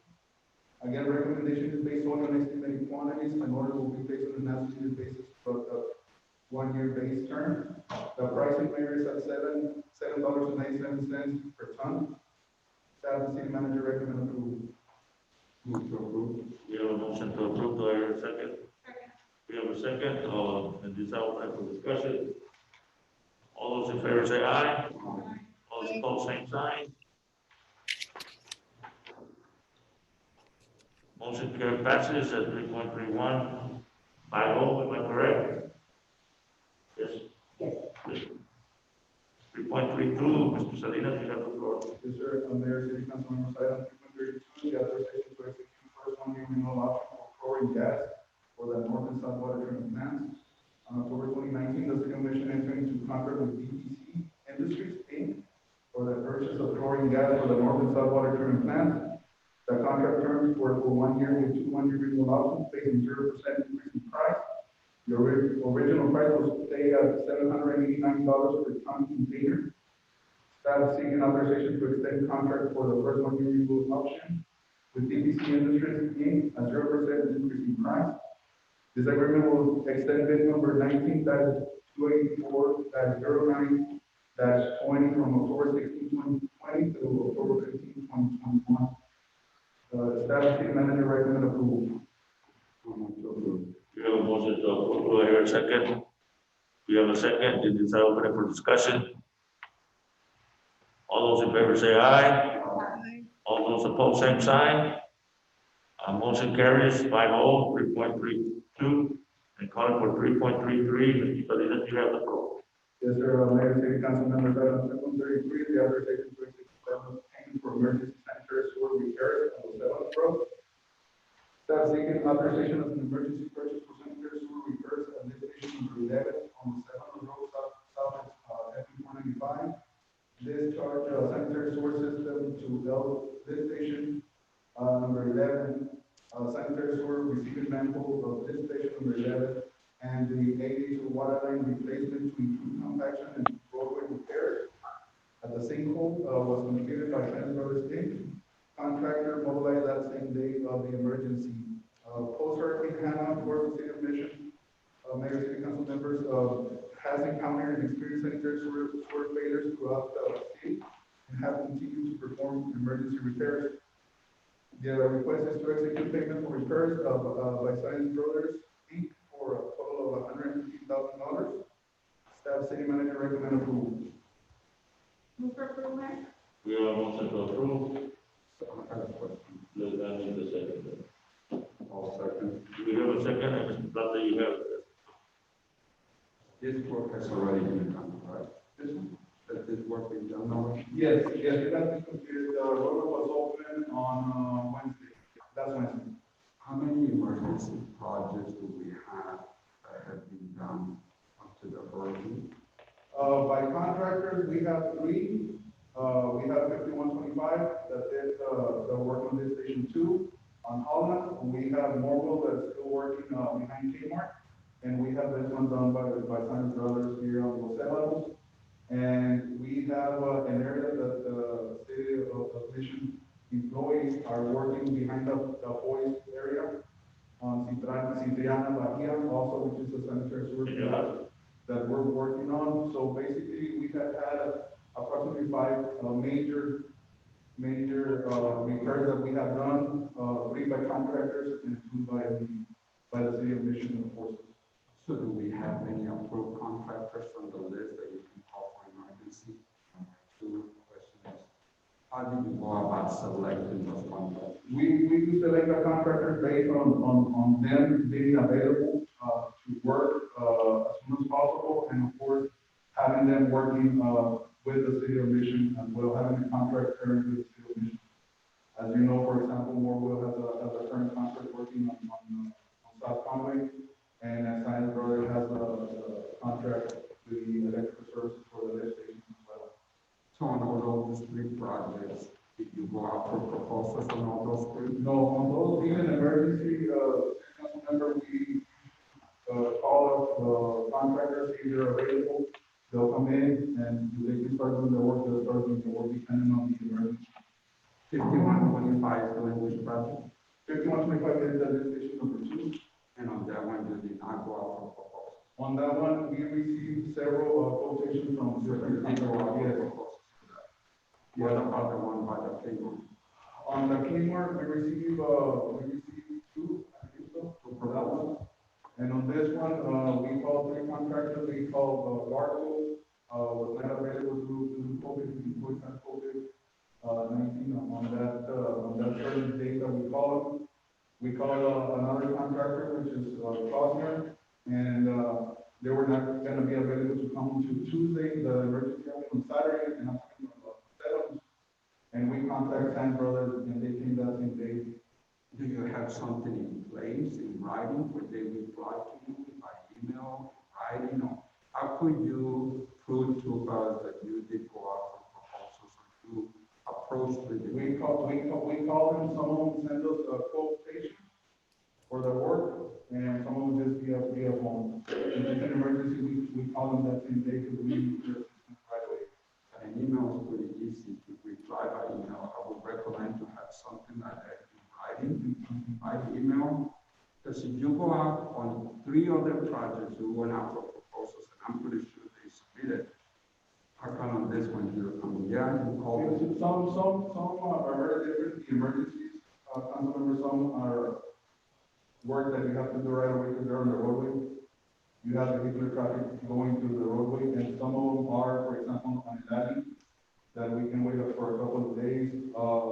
Sometimes we have to set up bypass using our pumps, and we need for the contractors to bring their own pumps and do the actual bypass.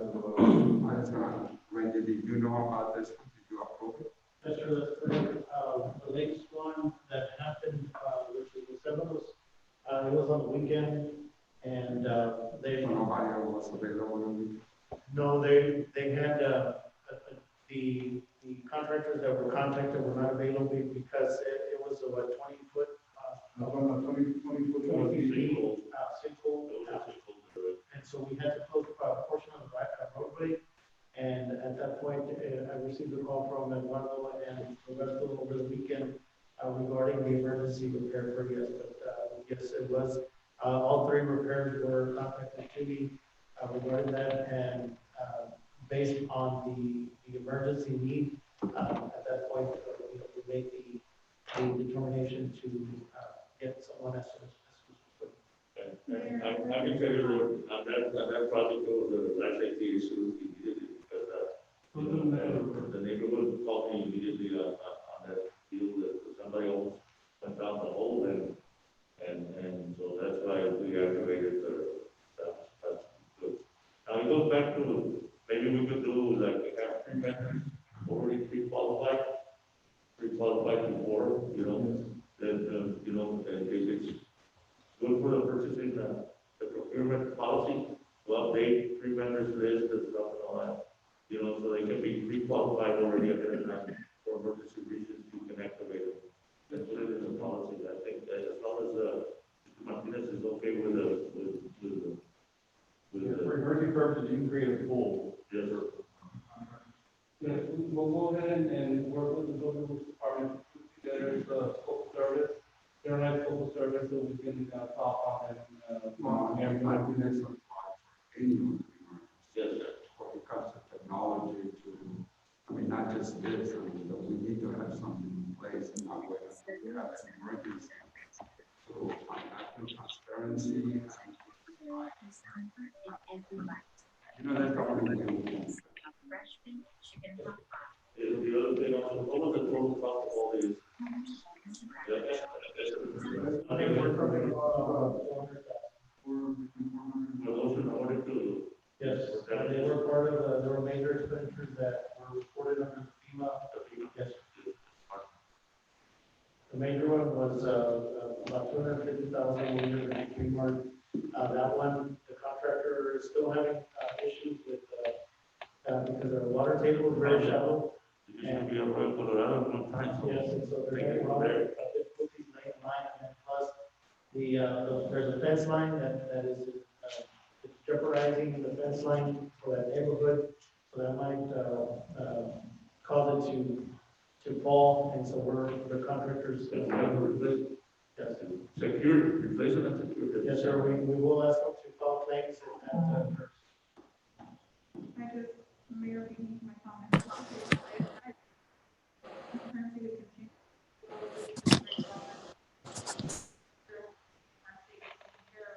But city accountability and transparency, maybe a list, just like we have for other vendors, a list and call and some type of paperwork or email stating that they can, or they can go to the.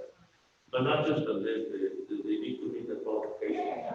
Just anybody at the public works, the sewer and stuff, that they have the qualification. Yeah, get them approved. Pre-approved. Because I don't want it to come to a point that 5125 comes and says, well, why did you do that? And call me or more him. Yeah, you know what I'm saying? And also for it to be the same company where they'll be to give, you know, the opportunity to go. Thank you, guys. All those in favor say aye. Aye. All those opposed, same sign. Motion carries 5-0. And that takes care of it for Salina, 3.33, 3.34, Lena. Go ahead. You have the floor, ma'am. Item 3.34 is approval of the attached budget amendment in the designated purpose fund. We have $96,640 in revenues and expenditures for the purchase of Skywatch towers for the police department through the 2019 Stone Garden grant. And we have $25,566 in revenues and expenditures for the purchase of tactical vests for the police department through the rifle resistant body grant. Staff and city manager recommend approval. I move for approval. We have a motion and a second to approve with this open for discussion. All those in favor say aye.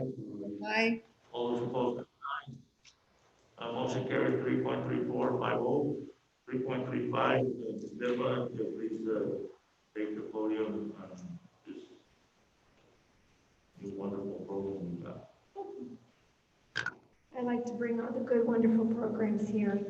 3.35 is authorization to implement We're Setting the Table. It's a business recovery program. So in June of 2020, the City of Mission City Council budgeted $1.5 million of the Hidalgo County Coronavirus Relief Fund money towards Category 5 expenses associated with the provision of economic support in connection with COVID-19 public health. The purpose of this budget is to provide public assistance to small businesses for economic recovery efforts in the City of Mission. As you heard earlier, Mayor and Council, we rolled out 2 grant programs and they were very successful. We had almost 400 applications between both programs. So this is another way to help businesses recover. This initiative that we're calling We're Setting the Table, I had on here that it was a twofold impact, but the more I think about it, it's actually multifold. It's trifold, if you want to say that. It'll impact our community. It's going to increase the census response for Mission. Also, we reported that it's urgent. We want for people to come out and respond to the census, and sometimes they need a little bit more motivation than just, hey, will you answer, will you complete your census? It's also going to increase sales for businesses that have been impacted by the pandemic. And then thirdly, I think it also adds some relief to the many families that are dealing with extra meals, more children at home. And so they're trying to make ends meet. So I think this is going to help in that purpose. So the way this program is going to work is we are going to purchase gift certificates from locally owned businesses, locally owned restaurants. That's why we're calling it We're Setting the Table, and we're inviting the citizens to help us count. They're going to be from locally owned businesses, as I mentioned, and we're going to have different events throughout the community to invite people to respond to the census.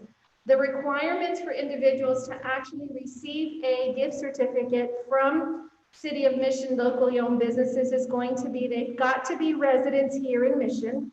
They will need to provide proof of residency, a water bill or a photo ID that's got their local address. And each will get one gift certificate, which will be valued at $100. And then they will have to respond to the census at a designated site only. Okay, so we're going to have census takers throughout the community. We're going to publicize it. And then at that point, if they're able to successfully complete their census, we will have incentives for them. They must provide the census code of completion. And so we're looking at up to $50,000 in the next 3 weeks to be able to encourage our residents to come and do the census, partake in the census, and get an incentive. Because they already did the census, can they still qualify? I knew that was going to be the million-dollar question. So if someone has already answered or responded to the census, if they'll just call us, what we're going to end up doing is on the honor system, we'll say, if you took the time to call us and say, I already answered the census, we're going to put their name into a drawing, and we're also going to raffle some of these gift certificates for those individuals that have already responded. Ms. Ida, Go ahead. I was wondering, could you also maybe consider the person that has already done the census, maybe instead have them bring someone in or a family or two that, and as an incentive or a reward, give them a card? Like, let's say, I know a lot of my family and friends who already filled up the census, but all of us know somebody who hasn't. And so I think an incentive for that to bring them in would be you bring in somebody, then you'll get maybe not the full $100, but they'll get something. Okay, if you bring someone, you might, maybe we put a cap to that. If you bring 3 people or 4 people, you get a gift certificate as well. So, and so the idea behind this, Mayor and Council, is that we're going to ask our locally owned restaurants to allow us to buy gift certificates from them. Maybe $25, maybe $50, and combine them all so everybody has a chance to shop. I don't necessarily want to eat, maybe Diaz Diner is $100 worth, but I can certainly eat $25 worth and $25 at Mom's Place and $25 somewhere else.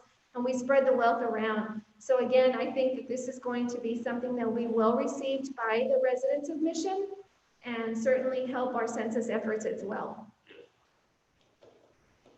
Do I hear a motion? Second. We have a motion and a second. Any further discussion? All those in favor say aye. All those opposed, same sign. Motion carries 5-0, and we're going to go set the table. Thank you. Congratulations. Okay. 3.36, Mr. Flores. Yes, Mayor and Council, the Drainage Committee is recommending to amend the drainage assessment fee currently based on land use or zone classification to an equivalent residential unit or ERU. The outcome is to have a standard and fair system to assess the drainage fees.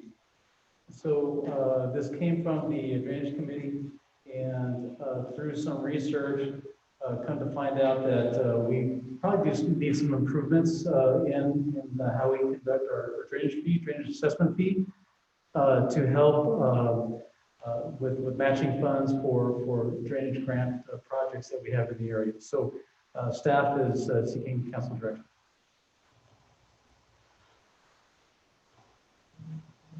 Any direction?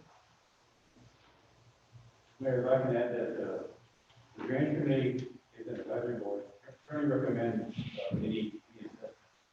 But in order for it to really be a government code and pretty much everybody licensed and bonded in here, in order for it to absolve a liability against it.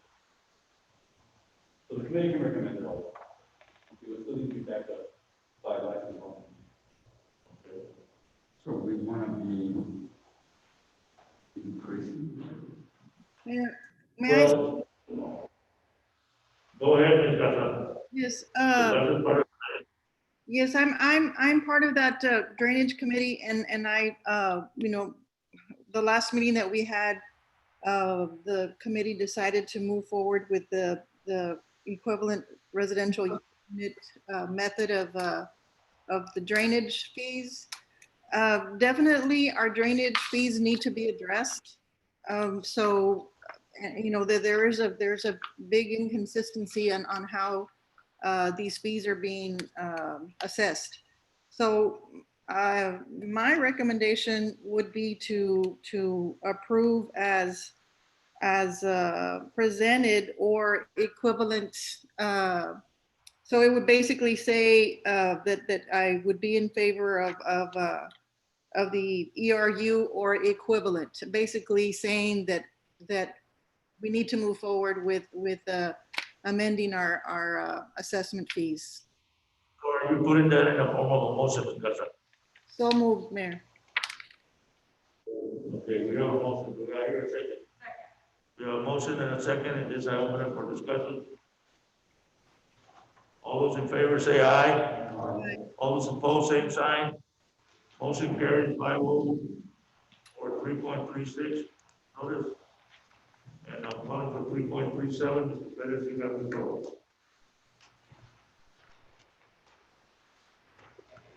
Yes, Mayor and Council, 3.37 is the approval of the First Amendment to the CARES Act Interlocal Cooperative Agreement between the County of Hidalgo, Texas, and the City of Mission.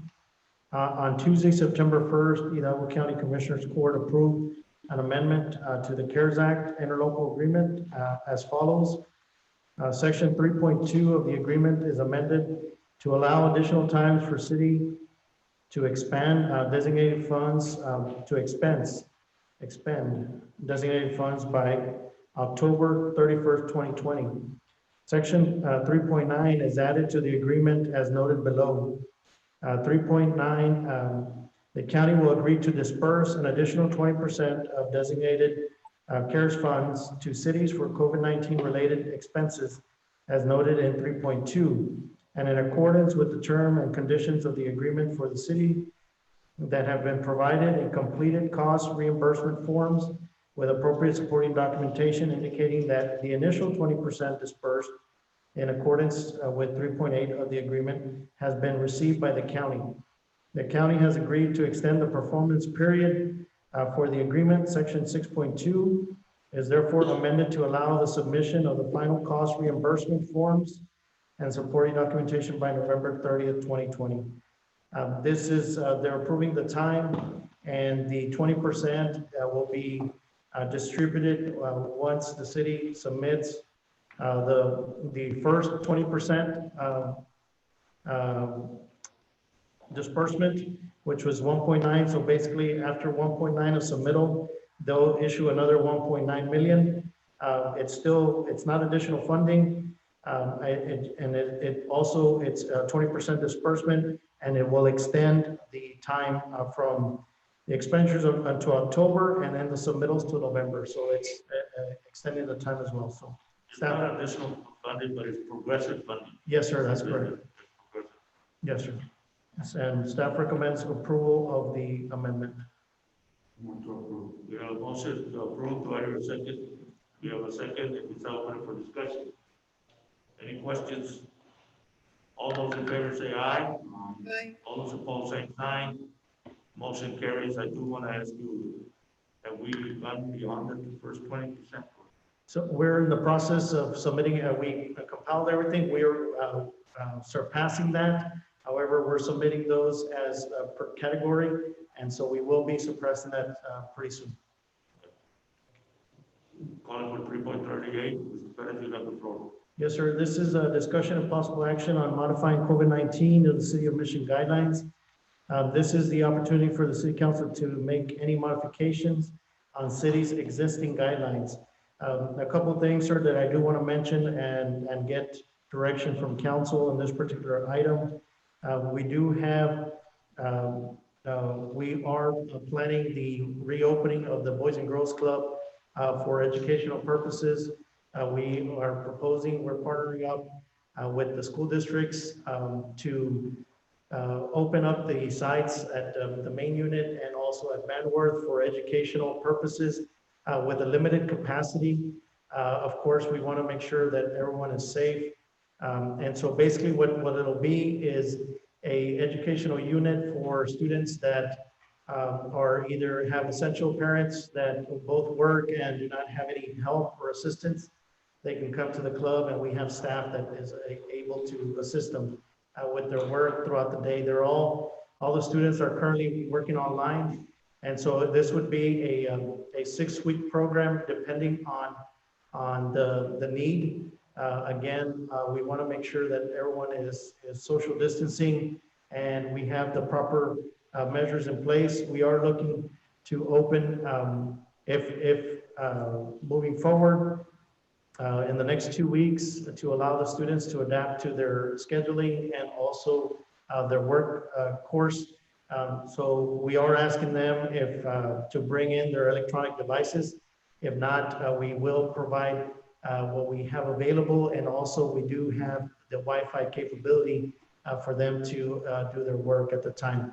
That is something that we're discussing with staff. Again, it's something that for consideration. Also, just minor changes as well is we are being requested for garage sale permits. We're currently not utilizing garage sale permits because we saw the safety precaution that individuals that were hosting them were not following CDC practices. And so we put a stop to that. However, we have been receiving requests from many citizens, and then as well, neighboring cities are doing the same. They are opening for garage sales as well, assuming that they are practicing safety their safety guidelines. And then we add that in the permit for we'll let you have the permit provided you follow CDC guidelines. yes, sir. Yes, and we do have information to pass out with each permit with the requirements for safety that we can do that. And then also we have been receiving from different on the utility billing disconnects. We since the pandemic started, we have not disconnected utility accounts. Approximately, we have utility accounts that are past due about 250,000 in our current utility system, and so that would be also something to consider, whether it be starting October 1st or starting November 1st, so we can continue the process. Citizens are still receiving the past due notice. However, we're not disconnecting the water utility account, so that's also a request that we are receiving. And as well as the last thing is outdoor events. We are getting requests such as cook-offs, runs, things like that, whether that's something that we consider based on the current CDC guidelines, and that's something moving forward. We have been receiving those requests. Currently, right now, we're not allowing those types of events due to the capacity of the individuals participating. And so those are the items that I have for discussion and possible action for the council. How long is the curfew? Yes, sir. The curfew currently, we have, and I believe James is here. The current order from the county was to release the shelter at home. However, there is a curfew that was set on there for a certain amount based on age requirement. And so that's also something that we discussed. We did not have the actual amended order from the county on the agenda. However, it's something to consider moving forward. Mayor, I like recommendation. I think it's getting pretty late, and I would like to more detail. I think when you involve children, working on going to the road, I take that very lightly. I myself work in the way of school, like most people know, and our students are not allowed at any of the facilities. So I'm kind of leery about that. Okay. In reference to the payment of the water bills, I think that we have some programs that maybe some of our constituents can apply for. I want to make sure that along with the letter that they're getting for disconnect, they also are getting phone numbers or some type of aid that they can go and apply for. But I think that this is not something, I mean, it's already 9 o'clock and we still haven't set discussion items. Unless you all feel different, I'm a little leery about opening up the Boys and Girls Club and putting our staff also in that threshold of what it is. I'd like to see how many parents have called, what's the need for the students, what exactly the time, are we prepared for that? Like, I was walking today in administration and you all were putting the, Yes. what do you call it? The plexiglass. The plexiglass. Are we gonna be putting that there? Are we prepared? So I have a lot of questions. I don't know what else council thinks. You thought about saying that special meeting, call it a special meeting?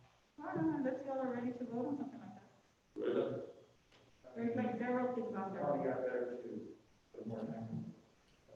Yes, and this is a discussion of What is a good time for us to, we already have a workshop, right?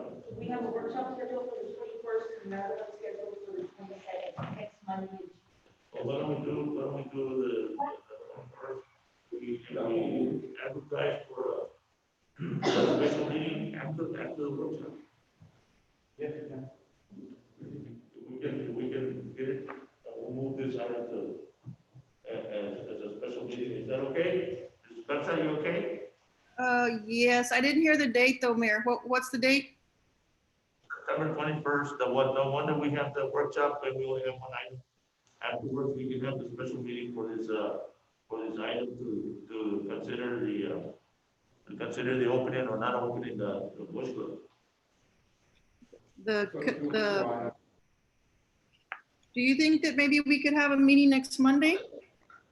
Or no, not, that is the 21st, right? Yes, I'm sorry, I'm confused. You hit the nail on the head, man. Yes, ma'am. Yes. So the meeting would be on the 21st after the workshop. After the workshop, okay.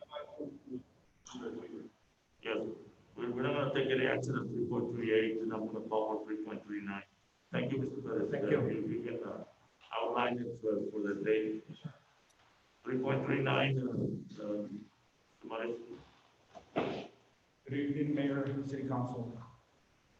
I'm here to ask for agenda item 3.39, authorization to purchase 12 electrostatic sprayers due to the COVID-19 for all city facilities with the approval of the CARES Act budget. Purchase of 12 electrostatic sprayers for the Gulf Coast Paper Company in the amount of $47,988. Sprayers will be used to distribute through the city buildings, facilities. I'm asking for a staff and city manager's recommendation. Are these the same type of sprayers that the PD is purchasing? That's correct. The same advice, you don't make sure that the staff is spraying and that there were PPEs for administration of the spray. Second. We have a motion and a second. And this is open up for discussion. All those in favor say aye. All those opposed, same sign. Motion carries to 5.0, 3.39. Mayor, I have a comment for Mr. Matas. Go ahead. I just want to openly thank you and your staff. I know that you all are doing and other job duties at the time. So I just want to thank you all for all the help that you all have been doing for the streets, for picking up brush, for even the blessing boxes. Thank you so much. I'm sure that your staff and their hard work is nothing. Pass it down, please. Pass down that information to your staff. Okay, let them know.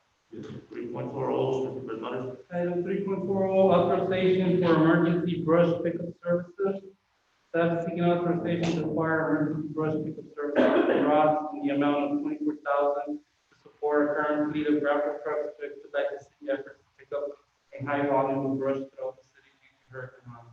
Services will be provided for a period of 3 weeks with 2 grapple trucks with 1 operator per truck.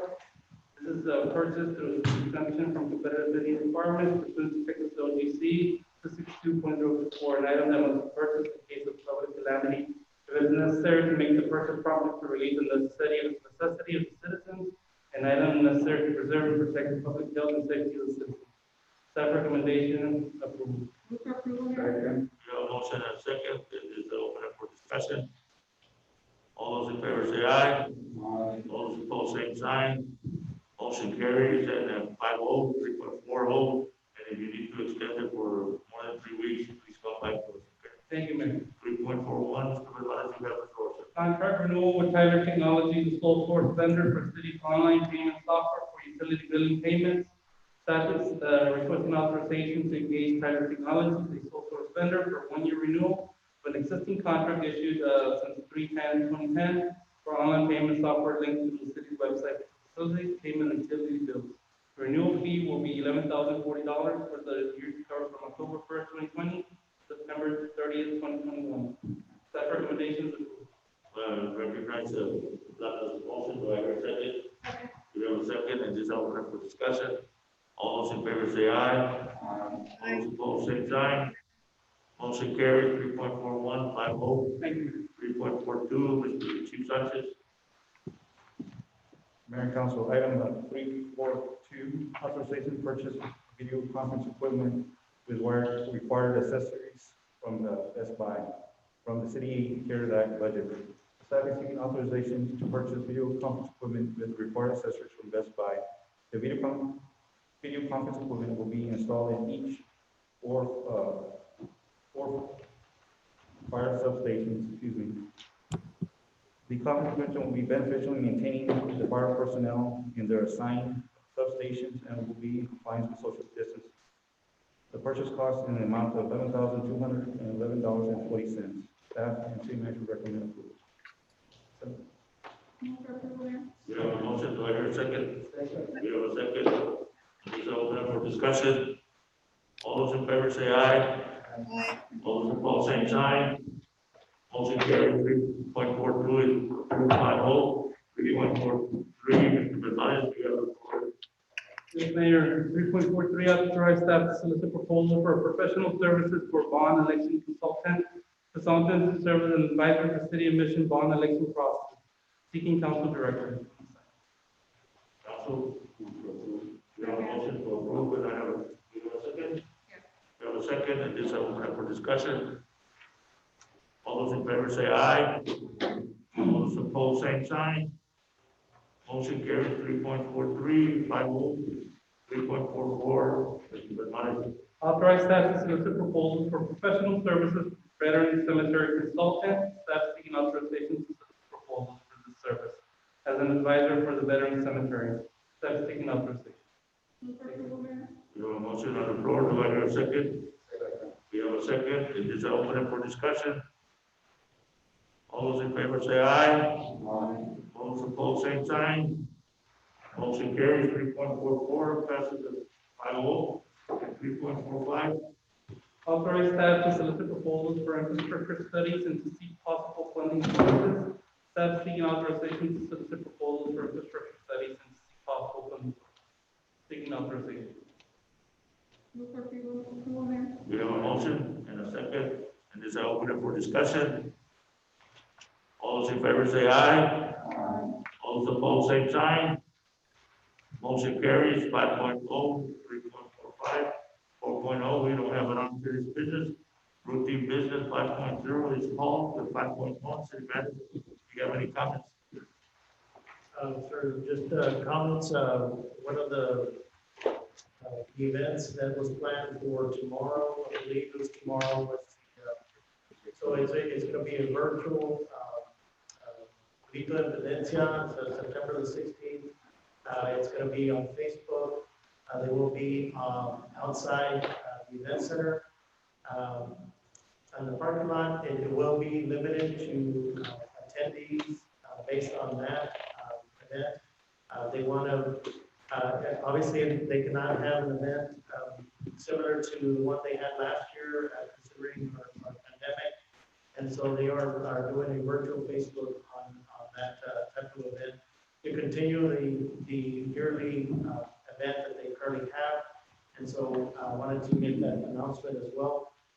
And then, of course, we're continuing, staff is continuing working on the removal of the brush for our city.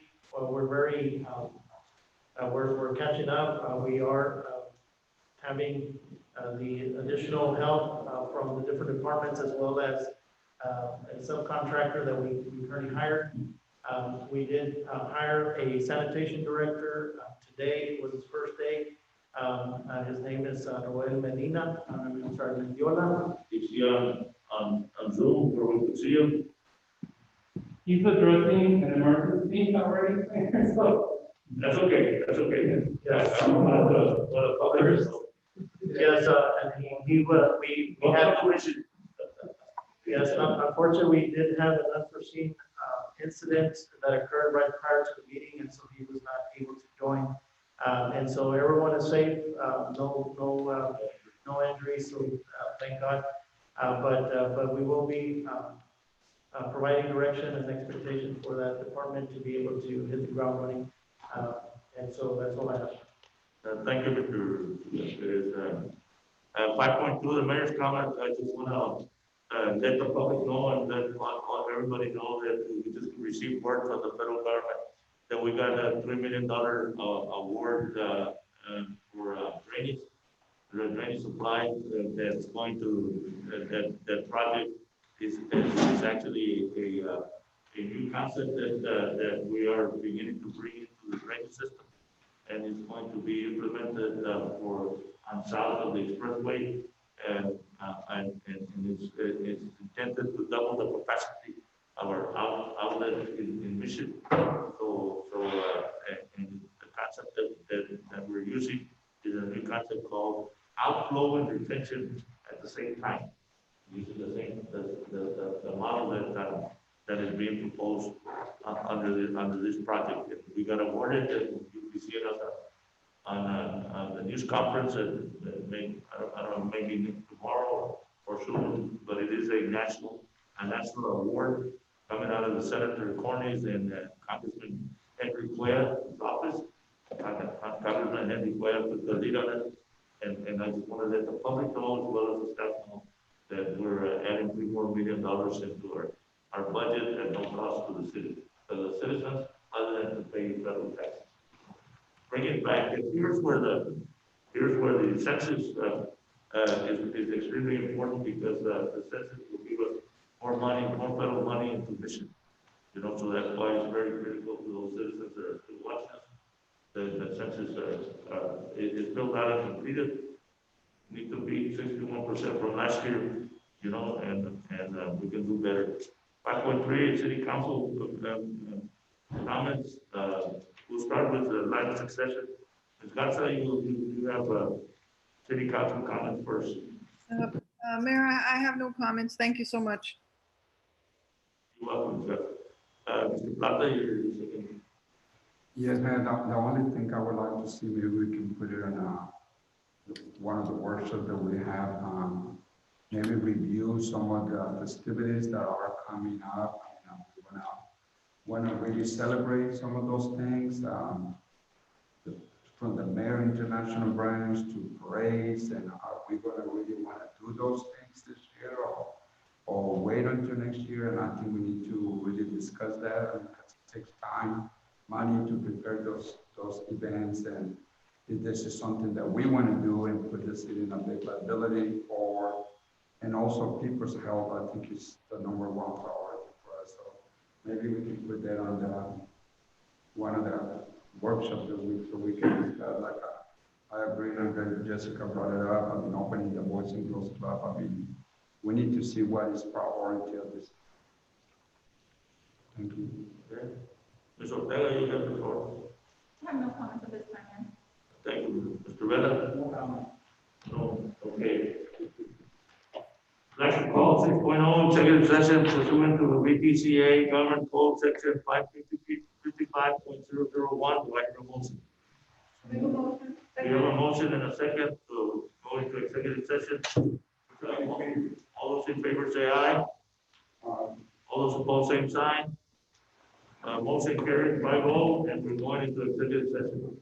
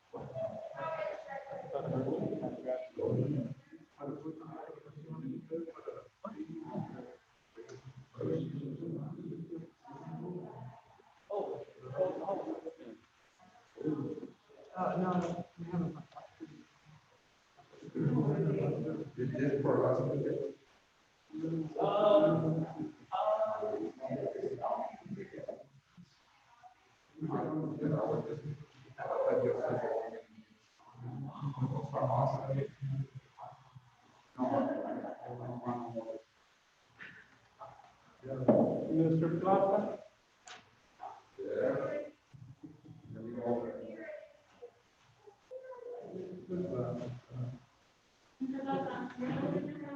Why are you laughing?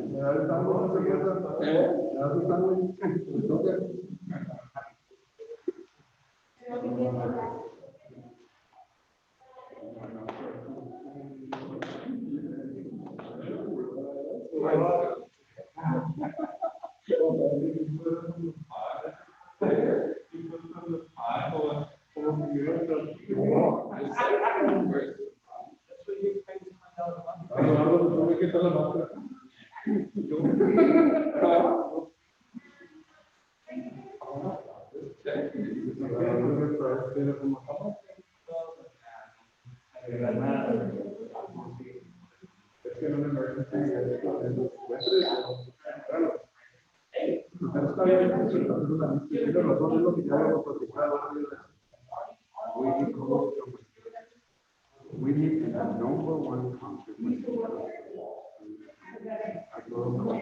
The only way we can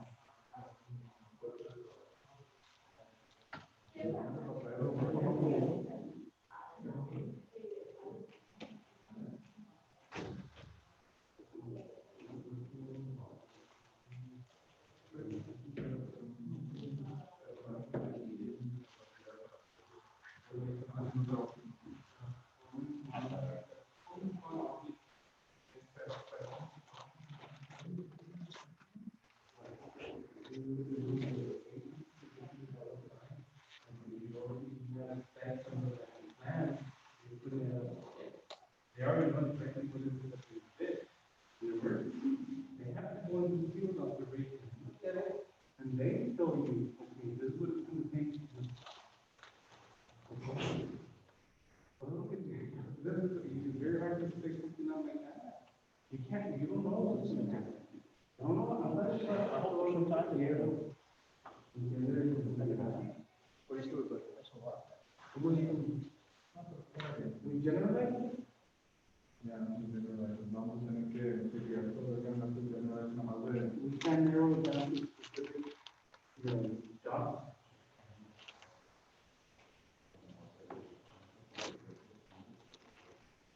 Sí, lo estamos, pero no tenemos, no sabemos qué es lo que se va a tocar. Mañana se puede tocar una guarda, pasado mañana se puede tocar una guarda, pasado mañana un tipo grande. No sabes cómo va a pasar nada. You can't really hold them to pricing of something unknown.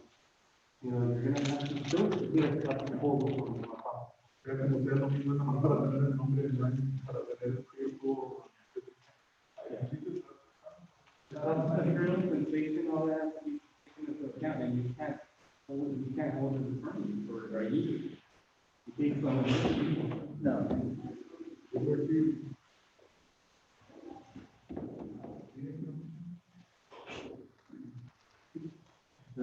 There's a sound more, I don't know.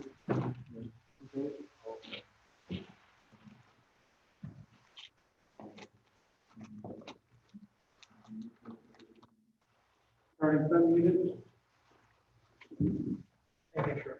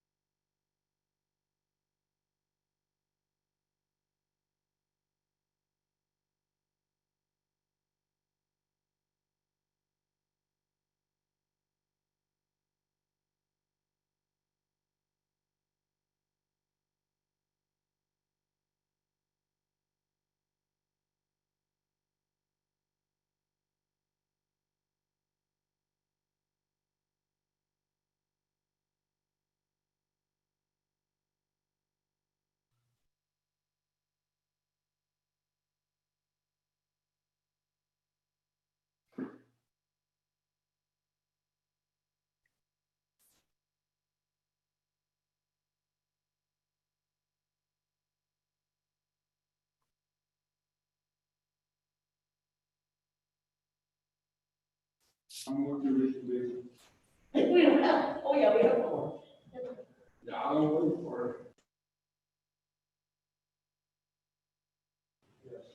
We have a motion and a second, to reconvene. All those in favor say aye. Aye. All those opposed, same sign. Mr. Martinez, you have the floor for item number one on the. Yes, Mayor, 6.1A, which is the resolution number 1685, is a motion to authorize mayor and city manager, requires a motion to authorize mayor and city manager to make one final offer to respective property owners, whereas if unsuccessful, moving BT to initiate condemnation proceedings. I'm going to approve. Hold on. Before I accept the motion. It indicates resolution number. Yeah, 1685. For A? Right, 685 for A, 86 for B, 87 for C. Now, I'm going to approve. Second. we have a motion and a second to approve 6.1A, 6.1.1B, and 6.1C, and resolution 1685, resolution 1686, and resolution 1687. Am I correct? Correct. Okay. All those in favor say aye. Aye. All those opposed, same sign. Motion carries, by vote. And 6.2A, 6.2A, Mayor, requires a motion to authorize mayor and city manager to initiate economic partnership negotiations as discussed in executive session. Motion to approve. we have a motion, we have a second. This is open for discussion. All those in favor say aye. All those opposed, same sign. Motion carries, 6.2A is approved, 5-0, and 6.3, consultation with the attorney, Mr. Yes, Mayor, 6.3A and B are both consultation. 6.3A requires no action at this time. 6.3B is, no present action other than continued discussion at a future regular or special meeting with research as directed in executive session. Do I have a motion? I'm going to adjourn. We hit a record. There's no action from the. Right, there's no action. There's no action. No present action. Okay. Second, anybody? Do we have a second? All those in favor say aye. All those opposed, same sign. Motion carries.